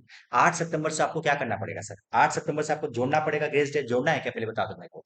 बिल ड्रॉन कर रहे हो ना, आपको जोड़ना है क्या। हाँ सर, इसमें 8 में से 3 दिन और जोड़ दो। ग्रेस डे तो हो जाएगा क्या, 11 सितंबर। आंसर क्या हो जाएगा, 11 सितंबर। एकदम सिंपल है भाई, एकदम सिंपल है। No, a bill drawn in the 3 month. 3 महीने का आपने बिल ड्रॉन किया कब, 5 अप्रैल 2024 को। आइए आइए, सॉल्यूशन करना पड़ेगा भाई। आपने क्या किया, बिल ड्रॉन किया, कब बिल किया बताइए बताइए। 5 अप्रैल 2024 को आपने एक बिल ड्रॉन किया, कितने महीने का सर, 3 महीने का। आपने 3 महीना से जोड़ देना है, तो कितना आ जाएगा, 5/7/2024। अप्रैल, मई, जून, जुलाई। 5/7 हो जाएगा, 5/7 आपको मेच्योरिटी के 3 दिन और जोड़ देना है, तो कितना हो जाएगा, 8 तारीख हो जाएगा सर। हाँ, 8 जुलाई। तो आंसर क्या हो जाएगा, 18 का आंसर क्या हो जाएगा, 8 जुलाई। बस इस तरीके से करना है। समझ गए। यस सर, समझ गए तो लाइक ठोको भाई, लाइक ठोको। कमेंट में डालो कि सर आपका क्लासेस बहुत अच्छा लगा। क्लासेस कैसा लगा कमेंट बॉक्स में डालिए, ये सब मोटिवेशन मिलता है अपने को, मजा आता है। आइए next point, question 19। On maturity of bill is made by. अच्छा, मेच्योरिटी ऑफ बिल, बिल का मेच्योरिटी कौन मेड करता है सर, ऑब्वियसली ड्राइविंग। और dishonour of bill is noting charges paid in liability of, किसका लायबिलिटी है सर। अच्छा, noting charges है ना, नोटिंग चार्जेस ऑब्वियसली आपको पता है, ये बेसिकली होल्डर का होगा। ये लायबिलिटीज की तरह ट्रीट करेंगे, ठीक है। ऑन 1/1/2024 को mister X drawn a bill on mister Y, 3 महीने का। कब बना सर, 1/1/2024 को। अब देखो, मैं थ्योरी उतना मैं डिस्कस नहीं करूंगा, थ्योरी आप थोड़ा सा पढ़ लेना, मैं प्रैक्टिकल थोड़ा सा डिस्कस कर लेता हूँ। 3 महीने का आपको जोड़ना है। 3 महीना क्या हो जाएगा सर, 1/4/2024, आपको 3 दिन और जोड़ देना है सर, मेच्योरिटी पीरियड क्या हो जाएगा, 4/4/2021। आंसर क्या होगा, 4/4/2021। Question number 21। समझ गए। Yes sir, next point. अब in case of after sight bill, due date of is counted क्या होगा। ड्यू डेट इज काउंटेड कब से होगा, याद रखना क्या होगा, जब बिल हम लोग एक्सेप्ट करते हैं तब। Next point, which sections of negotiable instrument act, जो बात करता है बिल एक्सचेंज का डेफिनेशन, सेक्शन नंबर 4। ये ऑलरेडी मेरा जो मैच चालू हो रहा है, सेक्शन नंबर 4 से चालू हो रहा है, ठीक है। सेक्शन 4, सेक्शन 5 होगा शायद, तो सेक्शन 5 शायद। I am so sorry, section 5, section 5, हाँ सेक्शन 5 ध्यान रखना, हाँ सेक्शन 5 होगा, हाँ। थोड़ी सी गलती से मिस्टेक हो गई, I am so sorry for about that. हम लोग थोड़ा सा, हम लोग भी भाई इंसान, उससे भी गलती होती है। तो हम लोगों का आंसर जो होगा ये क्या होगा, सेक्शन नंबर 5 होगा, ठीक है। ठीक है, नाउ क्वेश्चन 23 का section number 5। Now on 1/1/2024 mister X draw a bill mister Y, 5 महीने का, ध्यान रखना। 5 महीने जोड़ दो, 5 महीने बता दो मेरे को, 1/6 हो जाएगा क्या, 3 दिन जोड़ दोगे क्या, तो क्या हो जाएगा, 4/6। हाँ सर, 4/6 आंसर होगा, 4/6। ये सब समझ देखो, एकदम हलवा है, ये सबको हम लोग हलवा समझ बोलते हैं। फटाफट से हलवा है, तुरंत उठाओ और खा लो, बिनो ऑफ। Next, in case of dishonour of bill, noting charges बॉन्ड बाई, ऑब्वियसली अभी promissory note is prepared by. अच्छा, प्रोमोसरी नोट, प्रोमोसरी नोट आपको मैंने बताया था ना, प्रोमोसरी नोट कौन होता है, देखो इससे बिल ऑफ एक्सचेंज में क्या होता है, बिल में हम लोग क्या करते हैं, प्रॉमिस करते हैं को पेमेंट करेंगे। वैसे प्रॉमिसर में भी क्या होता है, उसमें भी होता है, प्रॉमिस क्या होता है कि आई promise to pay such amount of money to such person, इसको बोलते हैं क्या, प्रोमोसरी नोट। बेसिकली कौन बनाता है सर, बायर बनाता है। क्योंकि वहां पे क्या लिखा रहता है, हम प्रॉमिस करते हैं कि हम तुमको पेमेंट करेंगे। बिल में ऐसा नहीं लिखा रहता है कि आप में आपसे हम पैसा पाते हैं, ये लिखा रहता है। और प्रमोशन नोट में लिखा था कि हम प्रॉमिस करेंगे तो तुमको पेमेंट करेंगे, इसको तो प्रॉमिसरी नोट। मैं थोड़ा सा थक चुका हूं, आपको समझ में आ रहा होगा, इसलिए मैं ज्यादा ज्यादा उतना तेज से नहीं बोल पा रहा हूँ, ठीक है। एक्चुअली सुबह से मेरा कम से कम 3-4 क्लासेस था, उसके बाद फिर मैं ये क्लासेस ले रहा हूँ, तो थोड़ा सा मैं थक चुका हूँ। ऑन 1/1/2022 को Mr M draws a bill on Mr M, 3 महीने का।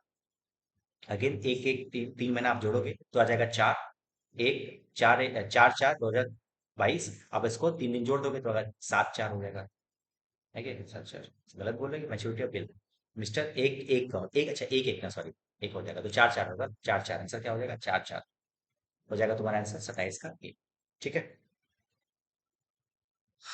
आ जाओ। At the time of endorsement, endorsement of bill, bill जब इंडोर्समेंट करते हो तो किसको डेबिट करते हो, देखो अभी भी इंडोर्समेंट का मतलब क्या होता है, किसी को देना। यदि आप किसी को बिल दे दोगे तो किसको डेबिट करोगे, सो जिसको दे रहे हो उसको उसका नाम डेबिट करोगे। Noting charges charge by bank on dishonoured bill is liability by the, किसका लायबिलिटी होगा सर, ये होगा लायबिलिटी ड्राइवी का, ठीक है। क्वेश्चन 29 30 सर, मिस्टर जो है ए 2 मंथ का बिल है 5%, ये तो खुद से बनाओ।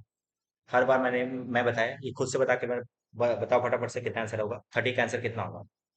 30 का आंसर कितना होगा? 30 का आंसर कितना होगा, मेरे को आराम से मेरे को बता दीजिए।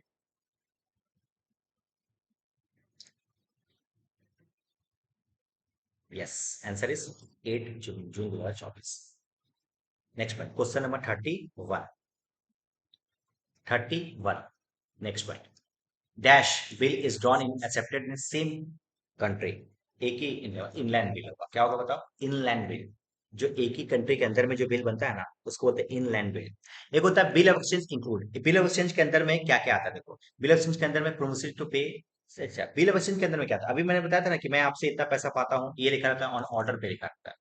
A bill of exchange must be, a bill of exchange must be क्या है से, ये रिटर्न होना चाहिए, हाँ सर। साइन विद ड्रॉ भी होना चाहिए, कंडीशनल ऑर्डर अनकंडीशनल। अच्छा, इसमें देखो सबसे अच्छी बात ये है, ये जो क्वेश्चन 33 है ना, आप इसका आंसर थोड़ा सा मेरे को बता पाओगे तो बताओ क्या होना चाहिए।